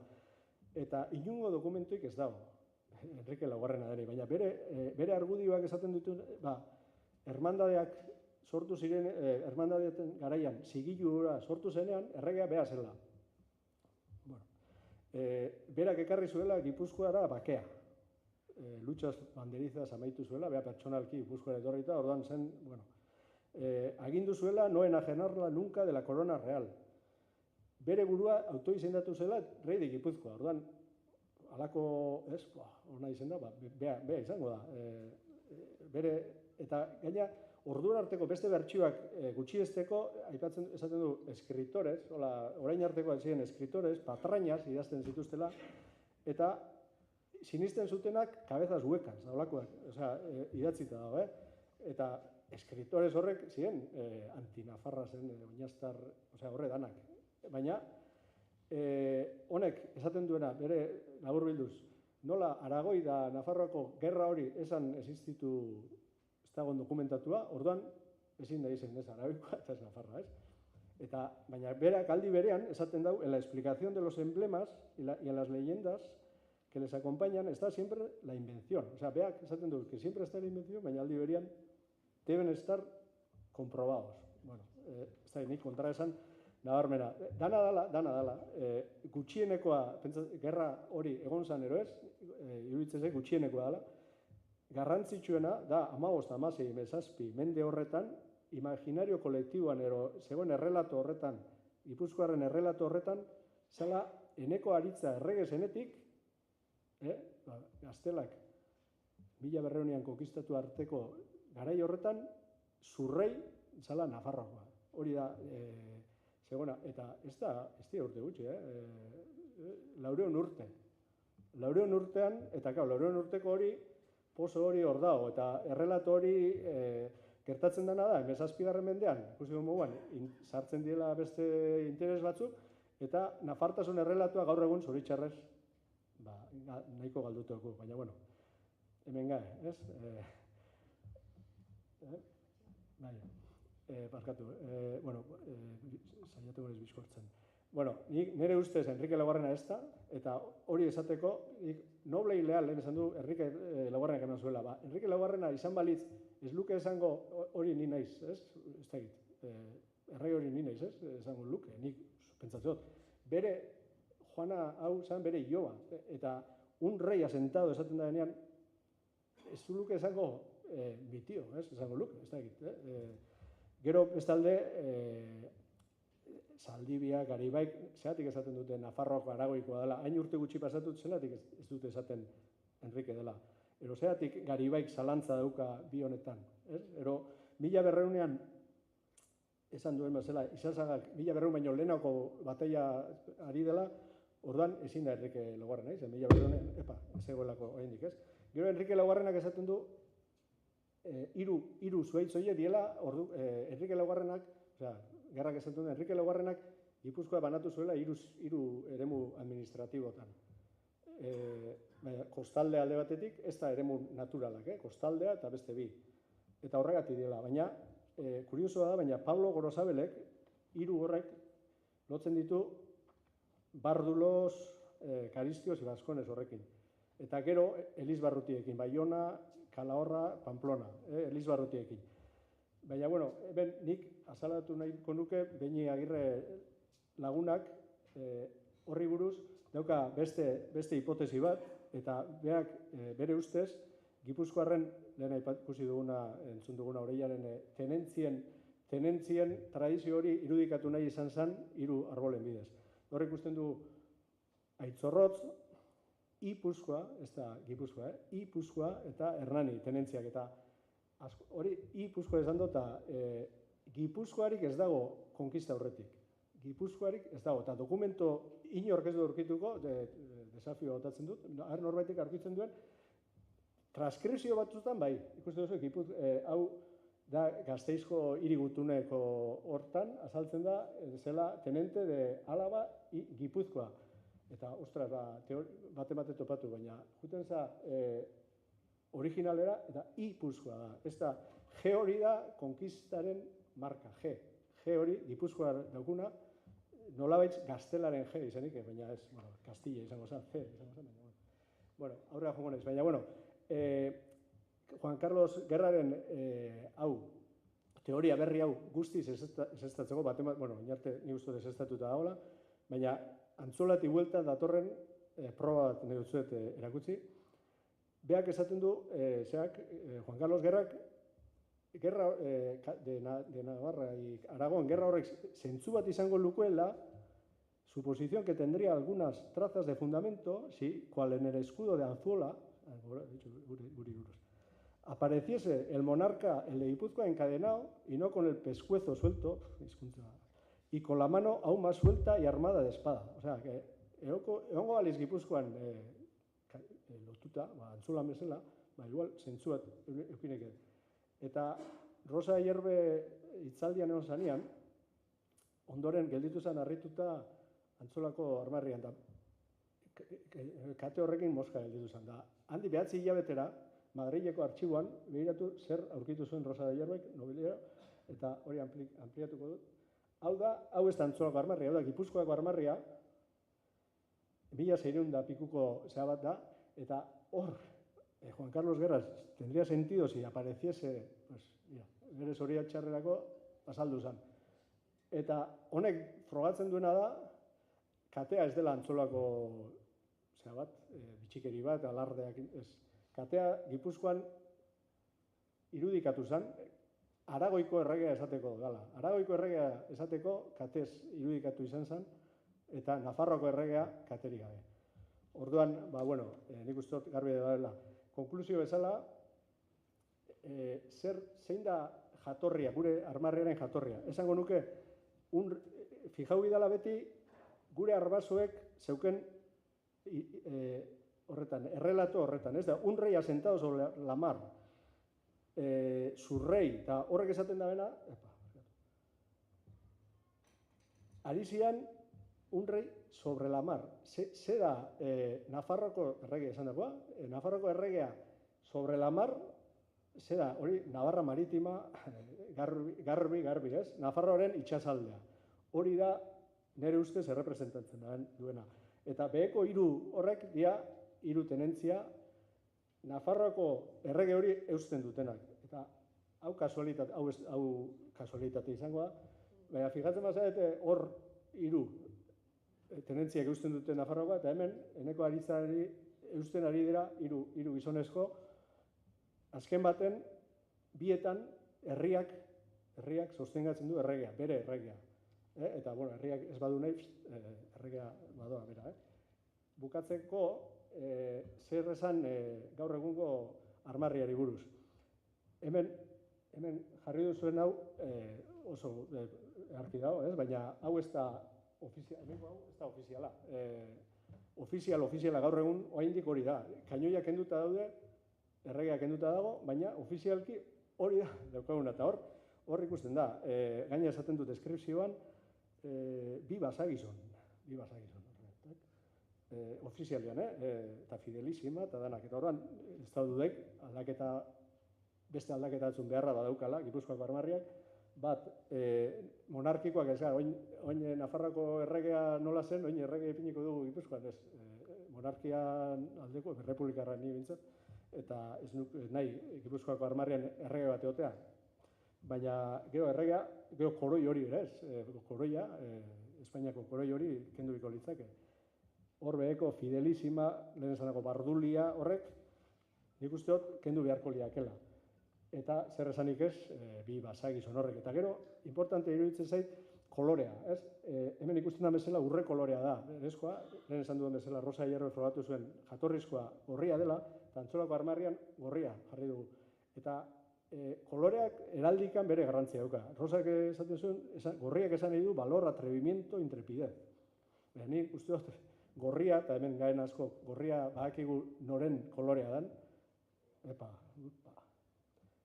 gorri, hau da, gure, eta hau da, gorria, azkenean da, Nafarroaren koloria, ez? Orduan, Nafarroaren fondoak. Orduan, hau da guk Antzolatik, egin nahi duen aportazioa, eta Rosa Ierbe bere, kasualki, Rosa Ierbe bere liburuan, 2007ko liburuan, armarri bera proposatzen du. Bera dauka beste errelato bat. Lehen esan du bezala, ez dator bat gurekin, bakoitza bere errelato dauka, pixkat, Gernikako arbolabe bakoitza bere errelato eukikoa, baina, Eta, azken baten, hau da, Gipuzkoari, Antzolati proposatu nahi diogun, eta esango nuke, nik ze eskripzio jarriko nuken, ez da hau izango, ez? Baina, kantoi bakarreko armarria, Nafarroaren kolorea den zoru gorrian, itsasaldeko Nafarroa edo Navarra Maritima adierazten duen itsasoaren gainean 3 zuhaitz dituena. Zuhaitzen izena zehaztu gabe, aginak, aritzak, eskiak, bakoitza ondoen identifikatzen den zuhaitza. Euskaldunok gure erabakiak hartzeko zuhaitzaren azpian elkartzen baikinan. Eta zuhaitzak 3, Nafarroako erresuman 3 tenentziatan banatuta zegoelako orain Gipuzkoa deitzen den lurraldean. Eskerrik asko.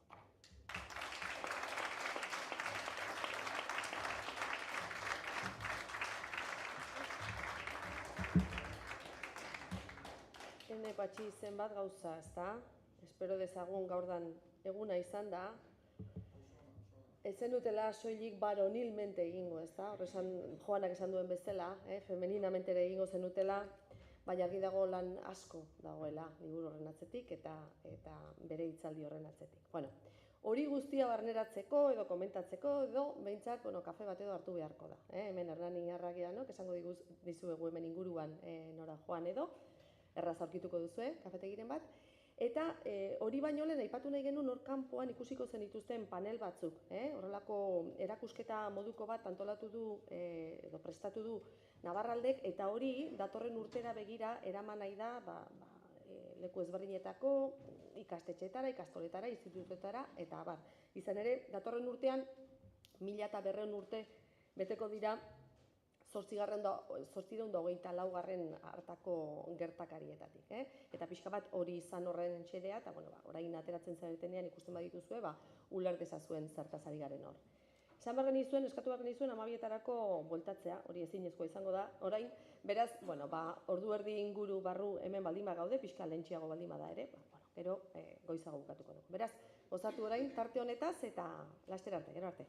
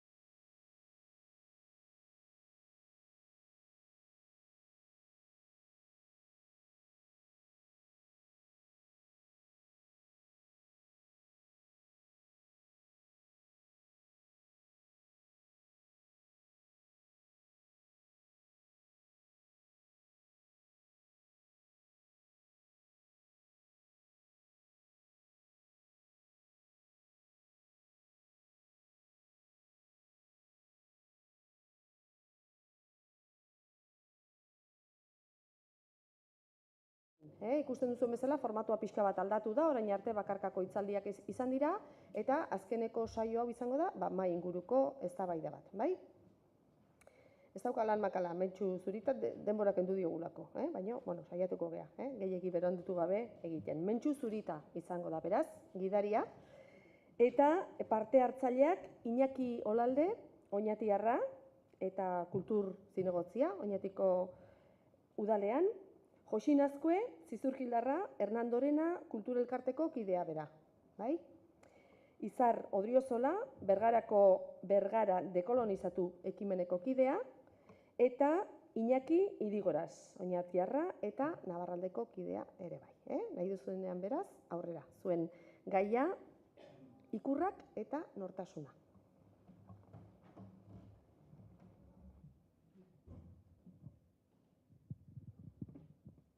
Bueno, eskerrik asko, etortzeagatik, nik ere eskerrak eman bat dizkizuetetan. Eta, egingo dugun lehenengo gauza izango da pixkat aurkeztu, pixkat zabalago parte hartzaile bakoitza, eta diapositiba batzuk ikusiko ditugu, pixkat orden berdinean.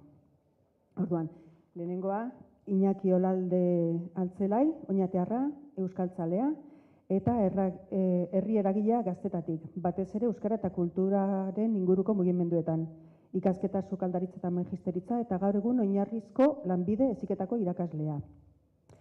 Berak bere burua definitzen duen bezala ez da politikaria kontsideratzen, baina herrigintzan sinesten du eta Oñatiko udaletxean bigarren legegintzaldia osatzen ari da, euskara eta kultura batzorde buru moduan. Eta berak prozesu Oñatiko ikurren aldaketaren prozesuan parte hartu du eta horregatik gonbidatu dugu. Bigarrena, bere ezkerrera, Josin Azkue Gabilondo, Zizurkildarra, historian lizentziatua eta Hernandorena kultura elkarteko kidea. Zizurkil herri txikia izanik ere, elkartean kulturarekin lotuta dauden aurpegi askori, alde askori erantzuten saiatzen dira. Beraien almenaren arabera.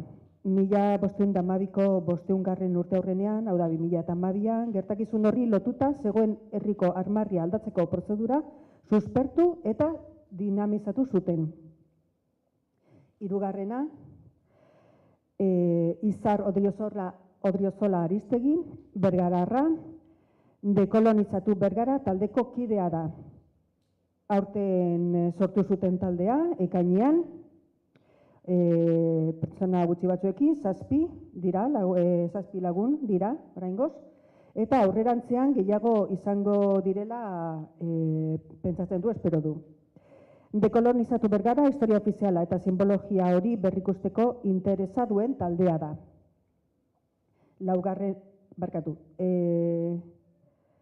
Laugarrena, bai, Iñaki Idigoraz Igartua, Oñatiarra, baita ere, ingeniaria eta kooperatibista, artikulugilea eta Nabarralde Fundazioko kidea da baita ere.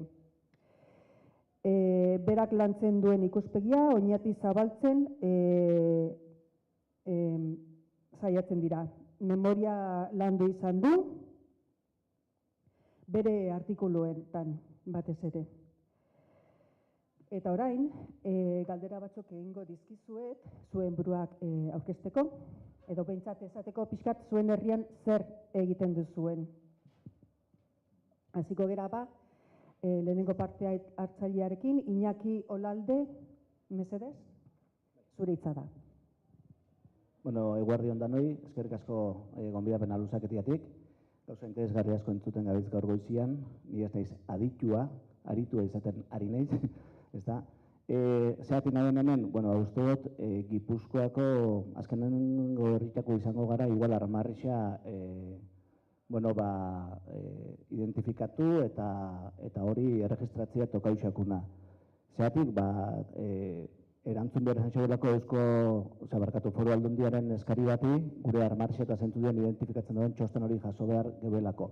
Herri erakunde gaien momentutik, hainbat informazioen tartean, sartzen dira, armarria eta bandera gehitze sakona. Guk prozesu guzti hau ondo itiagura gehen eta Eusko Ikaskuntzari enkargua eskatu gotzan, txosten hori osatzen laguntzeko, eta honek lehen patxik aipatu den Rosa Aierbekin jarri gintuen harremanetan, eta arek egin da oinatiko txostena, ez da. Zein da gure lehenengo sorpresa edo esango, oinatik ez dakola banderarik. Oinatikoa da ikusten duzuen irudi hori, estandarte dala, goiti berakoa, eta bandera moduan ez geukan. Orduan, guzti hori batzen hasten gara, informazioa batzen hasten gara, eta aipatu dian zenbait kainoi eta eskainoi gaur goizian, guk barruko irudiekin ez dugu arazorik euki, irudixak mantendu dira eta txostenian ala jasota dauz, eta bertan jasotzen dira Ganboa, Oinaztarrak eta beraien arteko bi bandoaien burrukak edo, eta egin duguna da barruko hori bai arau heraldikotara eguneratu eta errespetatu. Asko aipatzen da eta oso garbi Rosak emondozkun azalpen batzutan udaletxean lehenengo, eta gero bigarren ez eskatu gotzan ia herrira etorriko zen hitzaldi bera emutera jende aurrian, jendeak alegazioak egin ahal izateko, legez zabaldu behar dan epe bada, eta alegazio horrek jaso ahal izateko. Asko zuzenduzkun kontuak, Rosak, izan zian, heraldik arau horreik, eta dia metalaren gainean jutea, kolorean gainean jutea, edozein kolorek ez dauela balixo, metala urrea edo zilarra izan behar dela, eta guzti horren zuzenketa inju. Bai, prozesu guzti honetan, argixako geratu dana da, armarri hori inguratzen dauduen beste ezaugarri horreik, ezta? Eta horretaz aritu gara batez be. Esan behar da, armarrexea 1770 ingurukoa edo izan behar dauela, garai hartan udaletxea sortu zenean, armarri hori jarri beharra Gonzalako edo. Aurrez nunbait, San Miguel eizan armarria.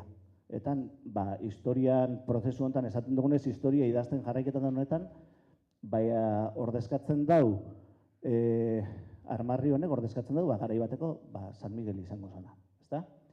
Eta, orduan, igual bigarren irudian sartuko gara.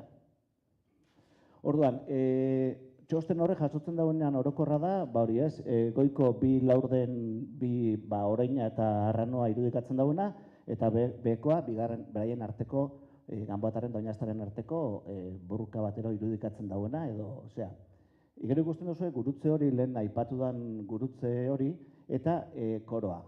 Koroa be ez da guk lehen geukana. Hau da, Rosak arau heraldikoak zuzendu eta lehen deukan ezaugarriak mantenduaz egiten dauen proposamena. Eta gu honekin, udaletxetik urteten dau lehenengo proposamena dela, ez dugula ulertzen koro batek zer egiten dauen hor. Eta gure proposamena da hori hortik kentzea. Eta gero ja egiten tanean herrixan aurkezpena, hor lehenengo alegazio moduan edo eskara moduan jasotzen dana da gurutze, San Andresen gurutze hori edo neurrira ajustatzea pixkatxo bat erdiko armarria ez deixen gehiegi estali. Baina gero jasotzen da bigarren alegazio bat eta idatziz jasotzen da guztiz kendu beharko litzatekeela gurutze hori. Gu geude ontan prozesu horretan ikasi egin dugu eta prozesu horretan ikusi dugu gurutzearen benetako esanahia zein izan aldan eta guk zertan oinarrituta alegazio hori onartuko geben edo ez, udal gobernu moduan, ez da.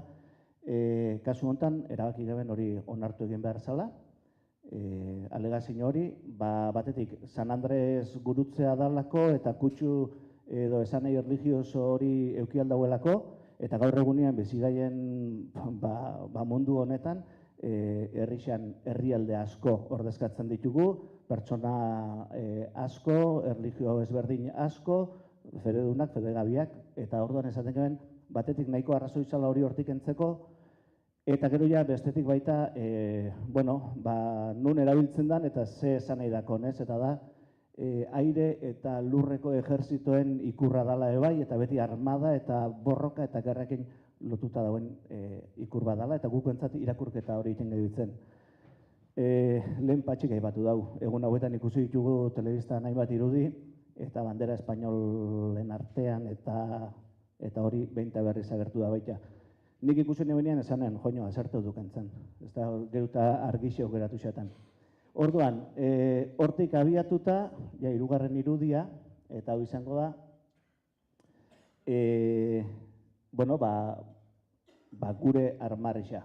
Eta hoin bai, formatuen behar ikusuleke bandera formatua dela, neurrixak behar respeta egin behar dia, ze borde euki behar dauen, ze tarte euki behar dauen armarretik gora, bera, esker eskubi, koroiak endu xau, lehen bageukan olako laurel batzuk bai, baina, bueno, 1770 armarretik aratago, eta nahiko berri 1980 edo, bueno, herritxarren batzuk egin hauen intentzio honez, gutunetan, paperian, erabiliko gen armarri horren, bueno, olako irudi bat ez da, koroi bat aukeratu behin, etzan erabili beharrekoa erabiltzekotan, borboien erabili beharko eken eta etzan, laurelana apaingarri gisa jarri zan eta ez dako zertan egon, beheko forma borobil hori da, bueno, Espainiar eskuduek erabiltzen zuten, abentzat lisua eta gero puntadunak frantzesa komentzian, guk puntaduna geukan, borobildu eginda zea hori.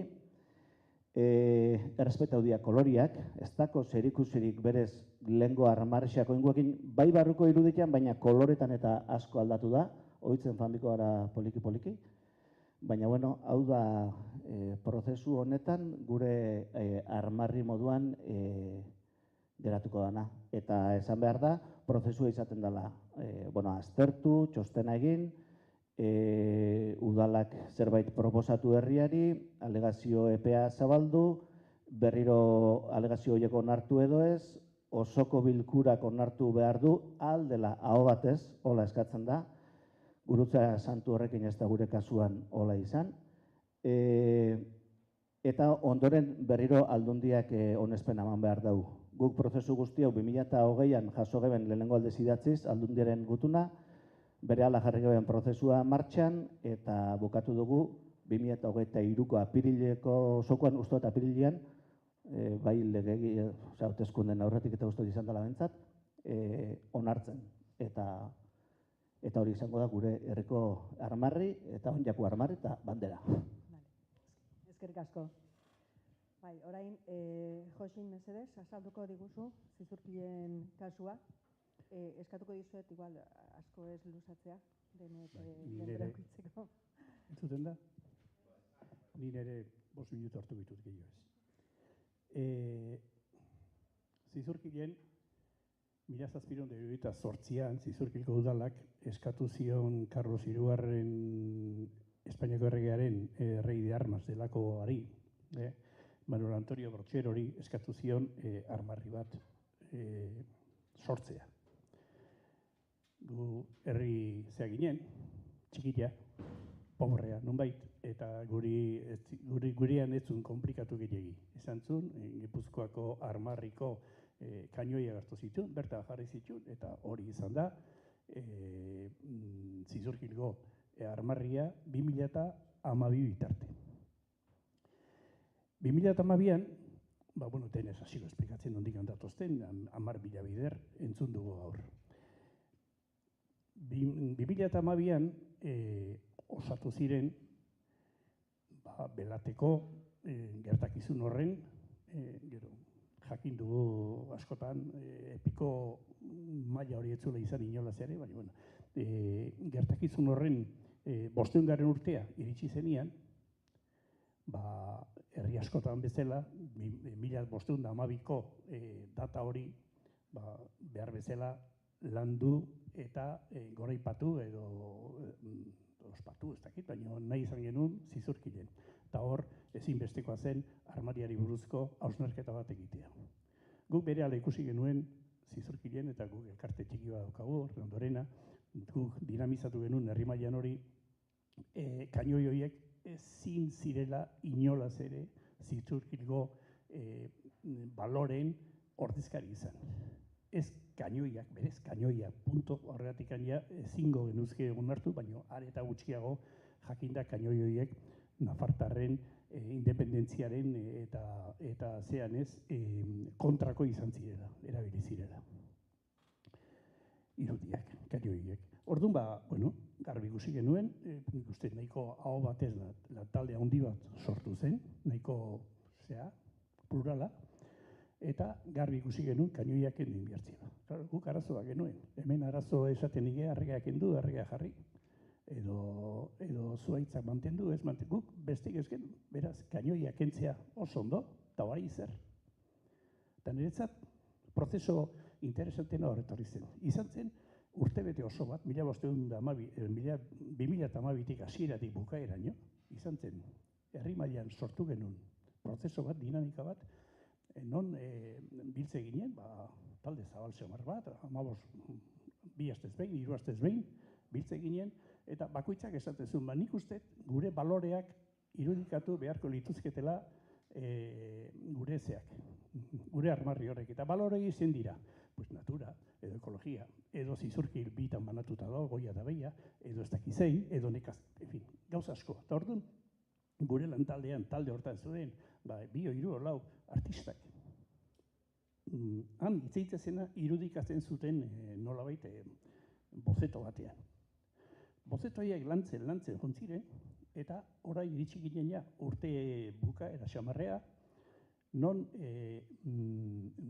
definitu genitun, 8-10 bat bozetoia, nahiko finkoak.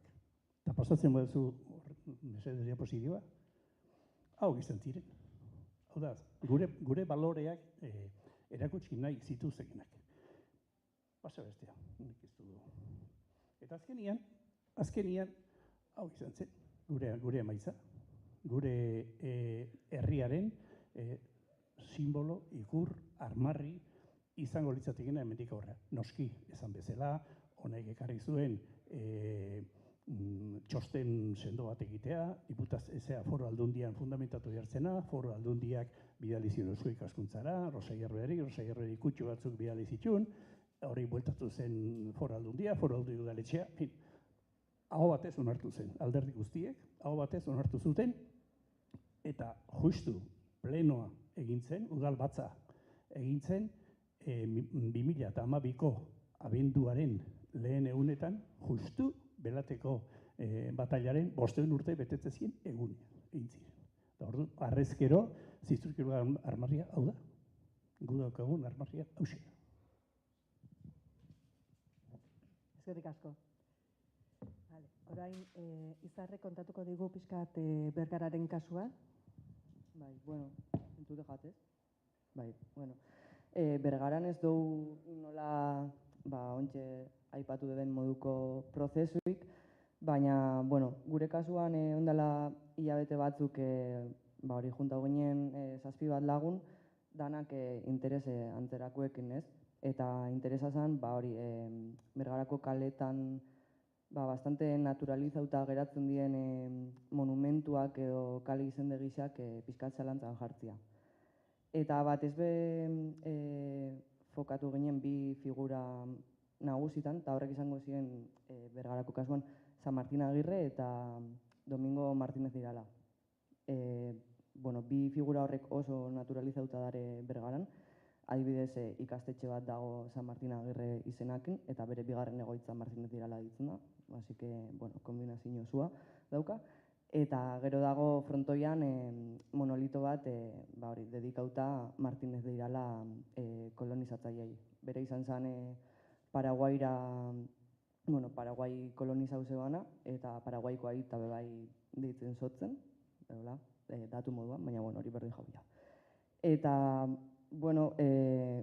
hori, guzaiatu ginen, herritxarrengan pixkat txinparta bat sortzen, betikotzen ditugun figura horrek pixkat zalantzan jartzeko. Eta horren arira, iraian ospatzen die San Martin jaixak Bergaran, eta itxen da tanborrada bat, eta gero rekreazio bat, San Martin Agirre predikatzailea zela hil zeben Japonen, Nagasakin. Eta, guk jarri ginen pankartatxo bat, danborrada bai, estampak edo errekreazioa zertarako. Eta Gisa Santa Kristuen oi hartzuna eukizeban, ikusten da herritxarrak bastante sartuta darela, baina askotan ez bajetzu ematen espazio bat horren inguruan hausnartzeko edo pentsatzeko, hori, ez da geratzen ezetan.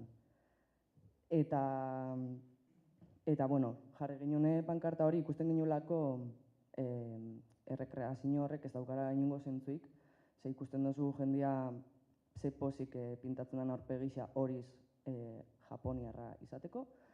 Eta bueno, hortaz gain, goraipatzen da gune historiko bat, nun erlijio bakar bat, ez,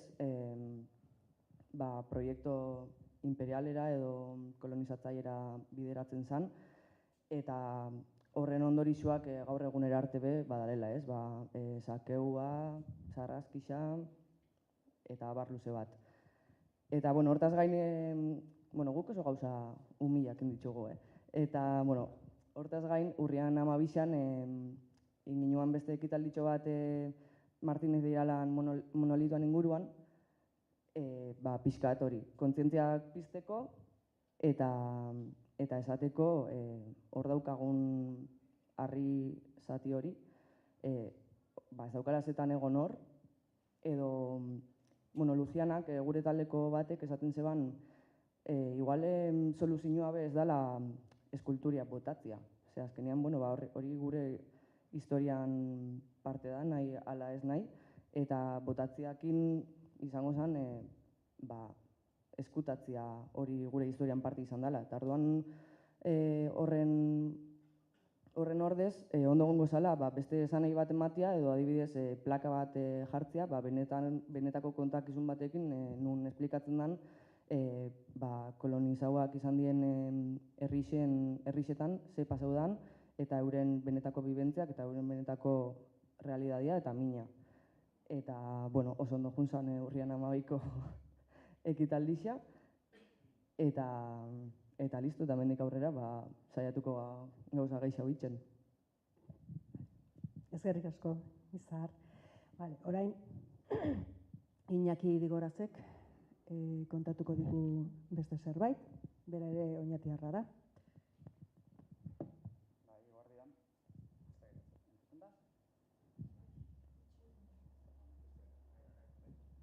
Bai. Bueno, honezkero badakitzuen moduan, oñatiarrok harro gaude gure herriaz. Bai? Harro gaude gure herriaz,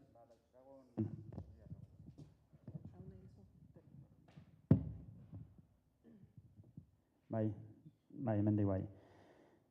Hirugarren aldiz izango dut, oñatiarrok harro gaude gure herriaz, honezkero badakizuen bezala, eta harro gaude, alde batetik, paisai aldetik, oso esanguratzua delako, bizigaren gune hori, eta beste alde batetik ere bai, erdigunea delako historikoa, monumentuz betea dago, eta hortik, baten batzuek, ero zenbaitzuek, deitzen diotela oñatiri La Pequeña Toledo. La Pequeña Toledo horrelaxe, espainieraz, eta Espainiari erreferentzia eginaz. Eta zoritxarrez, badute horretarako heldulekurik, ero memorialekurik, ezta? Hor ditugu Santi Espiritus Unibertsitatea, Bidorretako monastegia, Lasarraga eta Zumeltzek idorreak, San Miguel parrokia bera ere bai. Eta bost eraikin hauek horren atzean daude 3 gizon. Gizon esaten dut berriro ere, zetik 3 gizon, Europar, oñatiar, kasu honetan, eta baita Espainia hartu ere. 3 gizon hauek oñatin oso ezagunak dira, Zuazola, Apezpikua, Gebara kondea, eta Lasarraga ekonomilaria. Eta 3 gizon hauek izan ziren garaikideak, hain zuzen ere 1512 urtearen bueltan. Orduan hortik usainduko duzue, euren ibilerak nondik norakoak izan ziren. Uste dut oñatin inor gutxik dakiela, orain arte jakin duela 3 gizon hauek ibili zirela 3 zuzenean Nafarroaren konkistan implikatuak. Apezpikua ibili izan zen Nafarroak Gaztelak ezarritako erregeordeari, Nafarroan ezarritako erregeordeari aholkuak ematen, 1521 Iruñean zen. Gebara berriz kondea egon zen Fernando Katolikoak behar izan zuen guztietan bere aldamenean, 1512an ere bai, 1521an Noainen ere bai, eta 1522an Amaiurreko Setioan ere han izan zen gure kondea, gure konde goraipatua, eta Lasarraga berriz izan zen errege katolikoen oso gertuko pertsona bat. Baten idazkari izan zen, baten bai idazkaria eta bestearen administraria Fernando eta Isabelena. Badakigu esklabuak ere izan zituela, pentsatu hortik ze pertsonaia mota izan ziren hauek, eta honek ere kapitain bezala parte hartu zuen Nafarroako konkistan. Orduan nik hor ikusten dudana, ostras, Oñatin dauzkagun 5 eraikin hauek gure erdigune historikoak zer kontatzera eramaten gaute. Kontakizun espainiarra, baina hola, bete-betea. Hor ez dago euskaldunik, hor daude oñatiar elite bat, non Espainiarekin aritu zen, bere anaiarreben, ero amaren, Nafarroaren kontra lanean, privilegio batzuk irabazteko, monastegi hau egin alizateko, beste unibertsitate egin alizateko, diru eta baimenak lortuz. Orduan nire kezka da, wow, eta Oñatin kontakizun honi buelta emateko zer daukagu. Ba daukagu heldulekurik honi bueltarik emateko. Eta bueno, haize pixka bat, Arantzazun joten du, Arantzazu badugu holako euskararen babesleku ero, fama hori daukan leku bat, oso interesantea, baina hortik aurrera oso gutxi. Eta gure kontakizuna lantzeko aukera oso gutxi. Oso gutxi orain dela 2 urte arte. Izan ere, orain dela 2 urte, Oñatiko udalbatzak onartu zuen, noaineko ez, Amaiurgoaren 500. urte horrenean, Oñatiko plazan ipintzea Nafarroako bandera, ikurrinarekin batera. Eta horrek behintzat, galdera altxatzen du oñatiarren artean, ez da, ostras, zer egiten du Nafarroako bandera Oñatin. Hor badaukazu kontatzeko aukera bat, gure kontakizuna. Eta beste alde batetik, aurten agertu da Gaztelua hitzen, orain dela 7 urte Iñaki Sagredoak apuntatu zuen Gaztelu Nafar bat egotea oso probable da. Eta aurten topatu dute, hor zegoen betidanik, izenak ere ekarri bezaten zuen, baina aurten egin dituzte induzketak eta Arantzadik esan digu horko Aztarnekin Gaztelu hau bizirik zegoela orain dela 1000 urte. Orain dela 1000 urte Gaztelu Nafarra zegoen Oñatin. Eta orain dela 1000 urte, hain justuera da Antxo Hirugarna nagusiaren garaia. Nafarroako erresumak edo Euskal Estatuak hartu duen hedadurarik handiena. Gaur egungo Euskal Herria biderbi bai gutxienez. Eta horren parte ginen. Zer esan nahi zuen horren parte izatea oñatiarrak? Euskaldun guztiek bat ginen politikoki eta juridikoki ere bai. Juridikoki hor garantizatuta ero, nahiko bermatuta zegoen, oñatiar guztiek eta Euskaldun guztiek eta Nafar erresumako guztiek izango zutela lur komunaletara iristeko aukera, eta erabakiak batzarretan hartzen zirela. Horren, geuren sistema politiko eta juridiko batean non oso gurea zen. Gero baina, 1200ean, hemen aipatu daia, behin baina gehiagotan, konkistatuak izan ginen, eta hori galtzen joan zen, poliki. Galtzen joan zen, eta Espainiako feudalismoak zer promozionatu zuen, horko eliteak pixka bat elikatu, zuek niri favoreak egin, eta nik emango dizkizuet kontrara privilegioak, ez? Da gero galdetzen zen, zuk zer egin duzu patxik esan duen, zuek zer egin duzu gure alde, eta hortuan emango dizugu, hau ero beste. Orduan nik ikusten dudana da La Pequeña Toledo, hemen agertzen diren Basante Espiritus Unibertsitatea, eta beste 2 argazki ekarri ditut baita, eraikin hauek guztiek daukaten indarrarekin, eta hor atzean dagoen kontakizunarekin, nola buelta, nire kezkada, nola buelta kontakizun honi. Eta horretarako oso helduleku gutxi ditugu. Leku izen batzuk, baditugu beste gaztelu hitz batzuk, beste toponimia batzuk, bandera ere esan bezala ezarri genuen Oñatiko plazan, baina zer gehiago. Eta nik uste dut oso ondo dagoela kutsatuta dauden ikurretatik gauzak entzea, baina sortu ere egin behar ditugula gure ikurrak. Eta gure ikurrak zertarako sortu, bada gure etorkizunerako. Guk etorkizunean amesten badugu berriro ere bat izate euskalduna bai politikoki, bai juridikoki, izan behar dugu kontakizun bat horretara bideratuko gaituena. Eta gure kontakizuna nire ustez da, lehen ere bat izan ginela, eta nahiz eta menperatuak izan, bai biolentziaz eta baita gure borondateren kontra ere, berriro bat izan nahi dugula. Eta gure sortzen ditugun ikurrek pixka bat hori lagundu behar dutela. Eta gogo eta hori zen gaur zuekin hemen partekatu nahi nuena.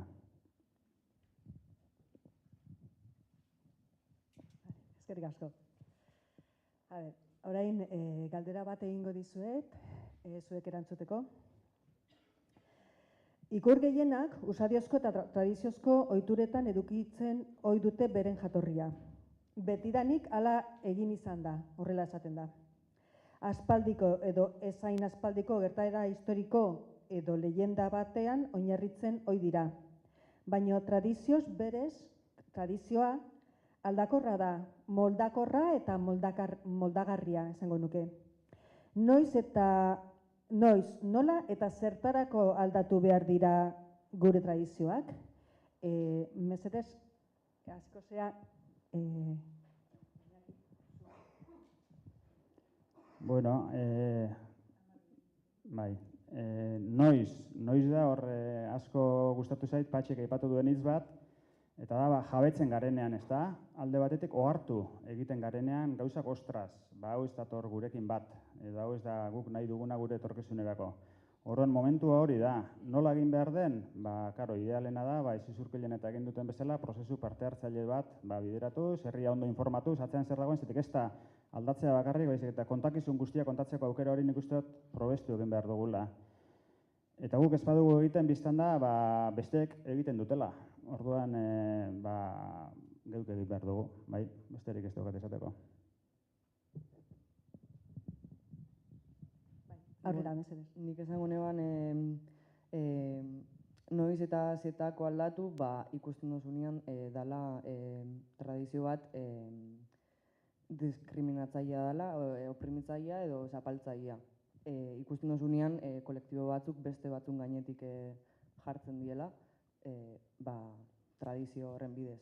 Eta, ipatuko neban, supongo askok ezagutuko dozuela gure heroiak liburua, eta olako ekimenek eta justo euskeraz sortutako olako artefaktoan liburu horrekin inalda aurrera, zoze tradizio horrek gehiago aldatzeko eta kokatzeko pixkat herri bakoitzean egondan ikur kolonial bakoitza, eta hori eskuliburu moduan erabiltzeko, olako ekimenak nik uste dela oso ondo darela tradizioak aldatzen hasteko. Bai, Josi, mesedez. Bueno, ezer asko berririk ez dut esango. Lehen esan dudana, gure ustez, gure baloreak finkatu behar dira, eta gure baloreekin bereziki frontalki jotzen duten ikurroiek ez baian jarri behar dira, eta ahalde neurria mintzat, prozesu bat sortu behar da aldatzeko, ezabatzeko edo aldatzeko.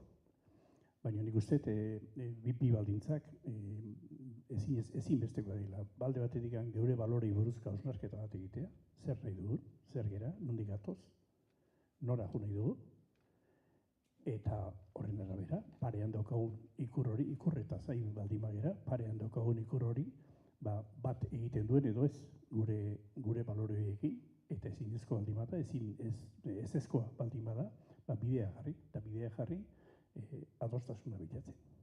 Eta sozializatzen benetan balore horiek norakoak izan beharko lituzketen, eta hori praktikan jartzea, eta konbentzitzea jendia, eta poliki, eta dekretu imandorik egin gabe, zen horrek ez du biderik egingo. Baina poliki, nik uste gauza asko lortu daitezkela. Zer asko. Bai, ez dut asko gehituko bakarrik esan, nik uste dute historia dela egunero gertatzen den zerbait, eta gertatu ahala jaso eta idatzi behar den zerbait dela, ez?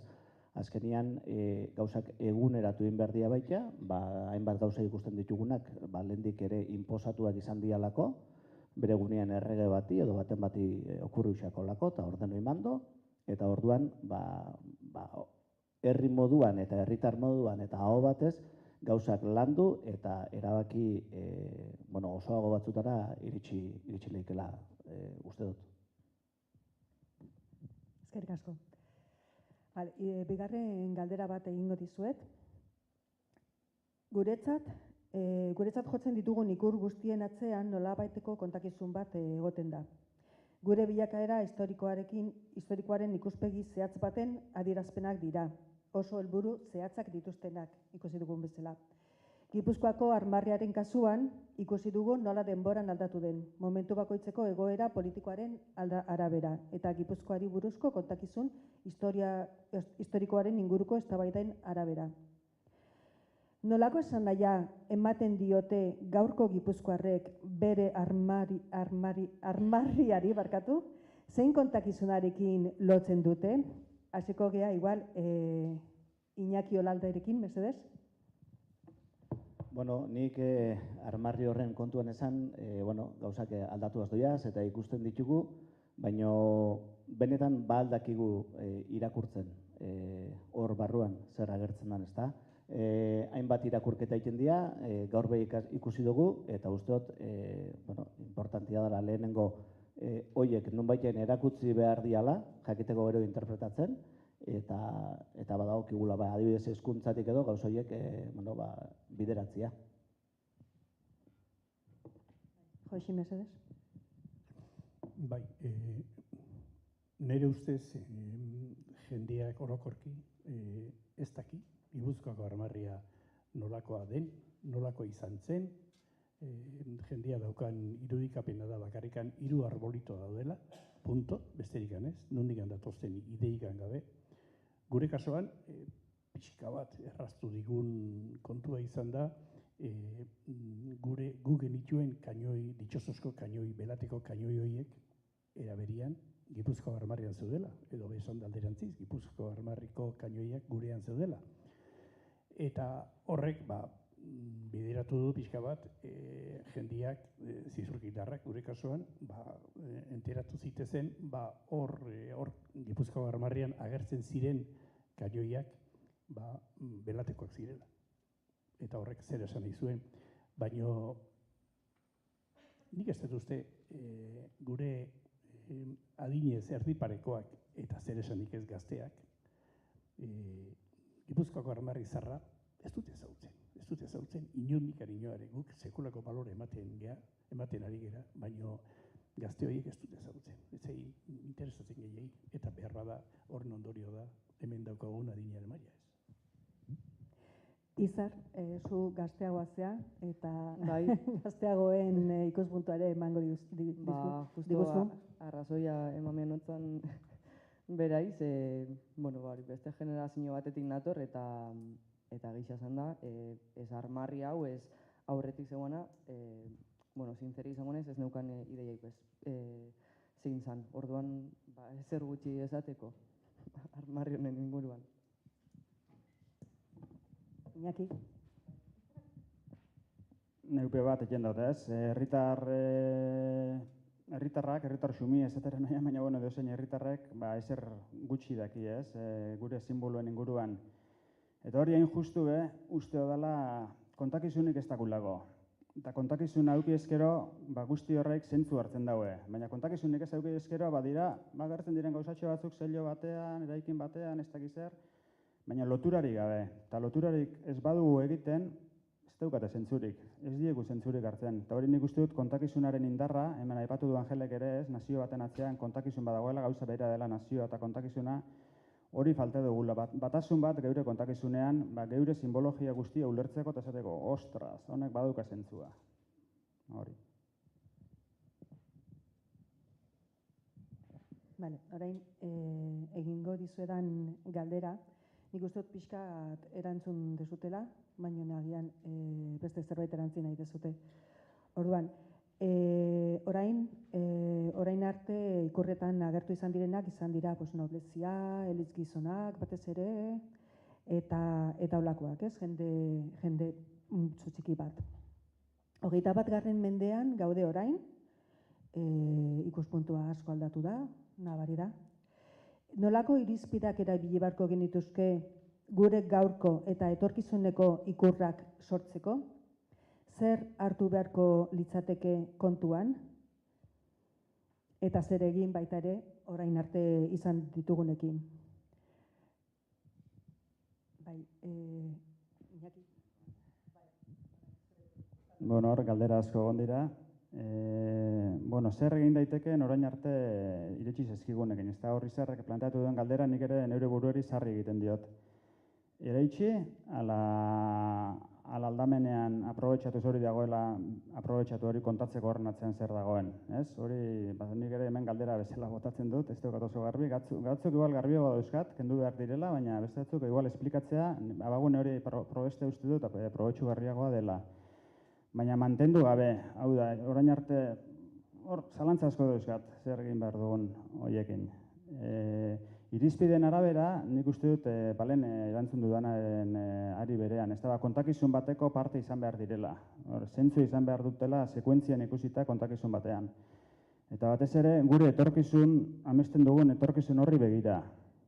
Bai, hemen ere titulua da iraganean, orainean eta etorkizunean, baina batez ere gure simbologia guztia eta gure kontakizun guztia da etorkizun bat nahi dugulako, eta etorkizun hori indartzen duten irizpide horiek ere markatuko nituzke. Eta noski, gauza esanguratsuak esan behar dituzte simboloek. Esanguratsua izan daiteke herri oso bat nola bizi zen, ez dago zergatik elite baten balentria kontatu beharrik. Herri oso bat ere hori ere kontuten hartu beharreko gauza bat uste duela.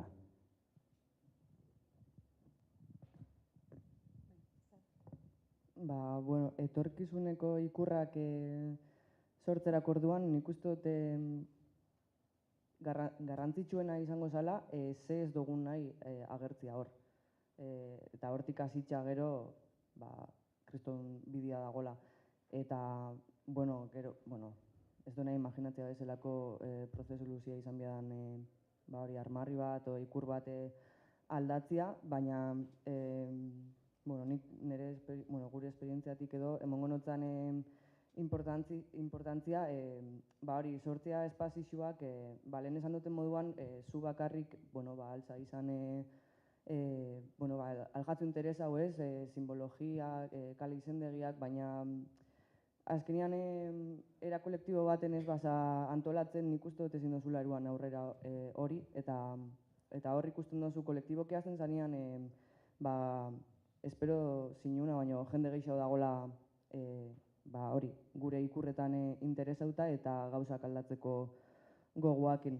Eta etorkizunerako, zela azten pentsatzen ze simbolo sortu, baina nik ezaugarri batzuk botatzeko esango neban, hori zapaltzaileaz dana, gizartean aniztasuna kontuan hartuko dabela, Iñakik esan daben moduan gure kontakizuna bebai kontuan hartuko dabena, baina batez bai kontuan hartuta 21. Mendeko Euskal Herrixan bizi dien danen kontakizunak. Eta ezer gaixo, esateko. Bai, gauza berri ez dut esango ez. Bakarrikan, ikurroiek, itziten egian ikurroiek, printzipioz bintzat, beti bueltaka gabiltza gauza berarekin, eta da baloreak, guretzat gure balorekin bat datozen edo ez datozen, batzuek oso nabarmen dira ez datoztela bat, eta horiek ahal dela bintzat, kendu inbierko dituzke, eta beste batzuin ordezkatu, baina askotan ezin da, edo ez du merezi. Eta ezin dan adibide bat, ontxe esaten daiana, jarriko de berriro gure armariarena, gure udaletxean, frontalean, fatxada nagusian, armarri zarraren, armarri dotore haundi bat dago, arte aldetikan segurasko, bere balorea, segurasko ez, bere balorea daukana. Eta horrek, irudikatu gaitu mendetan, baina gaur ezin du etorri eta armarrian, fatxadan zulo bat egin eta armarriak edu, astokeria da. Hori jokatu behar duen horiekin, da jendeari eta herritarrei, poliki-poliki, beste interpretazioa eman, eta interpretazio hori sozializatzen saiatu, eta holako gauzetan lortzen da. Eta beste batzutan berriz, inkluso izendegietan, horietan berriak ere sortzeko beharra badago. Eta gainera batzutan oso evidentea baita ere, Zizurkilgo elbarren azaltzen bali mazue, plaza nagusi hori horrek ez dakit ze izen duen. Baina hori indalaia, 1880 gutxin aurrea, Zizurkilgo han bizi zen mutil bat, torturaz hil zuten, eta Jose Arregi, eta Jose Arregiren izena hartu zuen plaza horrek, eta jarri zitzaion. Berehala etorri zen goitikan betiko lehoiak etorri ziren, esan az hori ezinbestekoa zala, eta ezabatu arazi intzuten. Baina berdin zaio, jendiaren memoria kolektiboan, hori Jose Arregi da. Eta ez bakarrikan alde bateko besteena, ez erabat orokortuta dago, eta gaur egun komunikazio guztitan, alderdinak, kulturenak, kirolenak, udaletxarenak, denak Jose Arregi erabiltzen da. Ez da ofiziala, baina reala da. Igual bukatzeko honekin nik esan, ezabatu, bueno, batzuk toki batzutan, Josek izan duen moduan, aldatu lehizke, beste batzuk ezabatu izilekein, eta gainera hori historiaren zati bat borratzi izango litzateke, horien mantenu behar dira.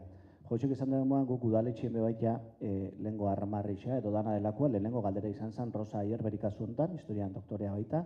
Rosa, eta oin horiekin zer? Gure udaletxeko balkoian adibidez, forjasko barandau handi baten erdixan lehengo armarri zarra egongo da.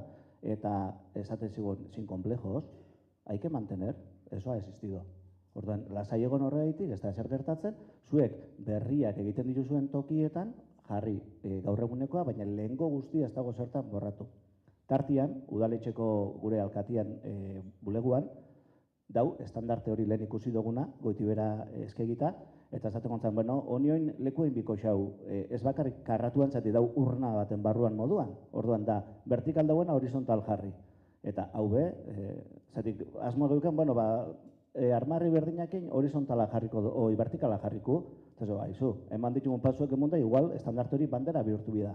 Bueno, Rosakien konsultau eta galdera izan da, ez lasai, jarri zue gaurkoa, baina gainera lehengoaren ondoan igual, lehengoaren mantendu, zatik hori hor dau, ez? Ordan segurot, gauza batzutan, bueno, ikusteko nundi gatozen be, edo zer garen gaur egun, zer izan gaien be ikusi behar dugula.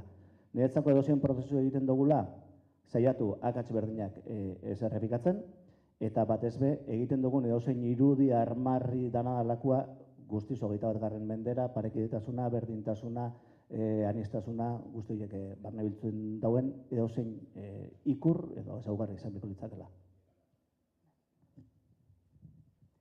Bale, beste zerbait komentatu nahi bat dezue, denbora pixka daukagu.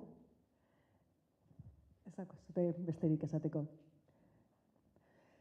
Bale, bueno, hau da dena, oso interesgarria izan da, nik esango nuke gainera bi ikuspuntu oso ezberdin ekarri ditugula, batetik gure ikuspuntua izan daitekena edo guretzako kolonialistak diren ikurren inguruko hausnarketa egin dugu, baina baita egin dugu guk bestei egin diegun kolonizazioaren inguruko ikurrak, ez? Nola egin ditugu gureak baitarik guk edo gure estatu kolonoak, bai, ikusten dizutzek, aurpegia jartzen duzun.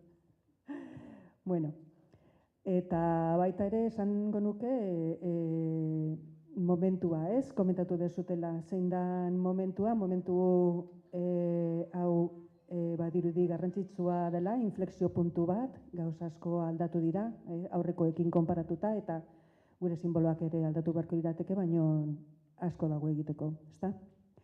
Bueno, eskerrik asko denoi, badakizute orain bazkaria daukagu, eta, bueno, bai, aurrera. Mikro jartzen badiate, bai. Lehenbiziztuei eskerrak, Iñaki, Joxin, Izar, Iñaki berriz ere, eta Mentxuri, ez? Saio horrengatik. Eta bukatu aurretik, ohartxo gutxi batzuk.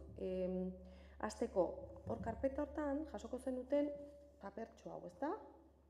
Estimatuko dizuegu benetan hori betetzea, zer badakizu eguneroko lana hobetze aldera prestatzen den zerbait da. Gero, eskerrak eman behar dizkizuegu gaur hona biltzeagatik, gogoratu behar dugu baita ere antolakuntzan edo hau prestatzeko, jende askok parte hartu duela, jende askok lagundu duela, erakunde batzuek ere bai, eta zuek, Navarraldeko laguntzaile eta sustatzaile zeratenok. Beraz, zuek eta zuen lagunak eta jarraitzen baldin baduzue ona biltzen eta lan hori egiten, denontzat asko hobeto. Azken puntua izango litzateke oso gauza garrantzitsu baterako, zuk aipatu duzun bazkaritarako, ezta? Bazkaritan geratzeko asmoa baldin baduzue, jakintzazue goize guzkin izango dela gaurkoa. Goize guzki edo jubilatuen etxea deitzen diogun horri. Juteko modua argitzeko eskatu diate hemendik atera eta Nafar kalea daukazue, hor bukaeraraino iristen baldin bazeate, Txili tabernaraino, hortik gora segitu aurkituko duzue.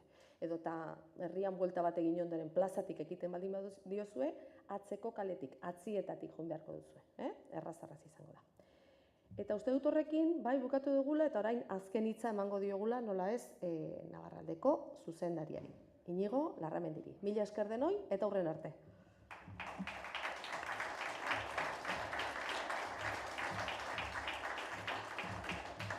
Vale, egunon oso azkar, primeran geratu zaigu denboraldetik azkenik, osea, ni ez naiz luzatuko.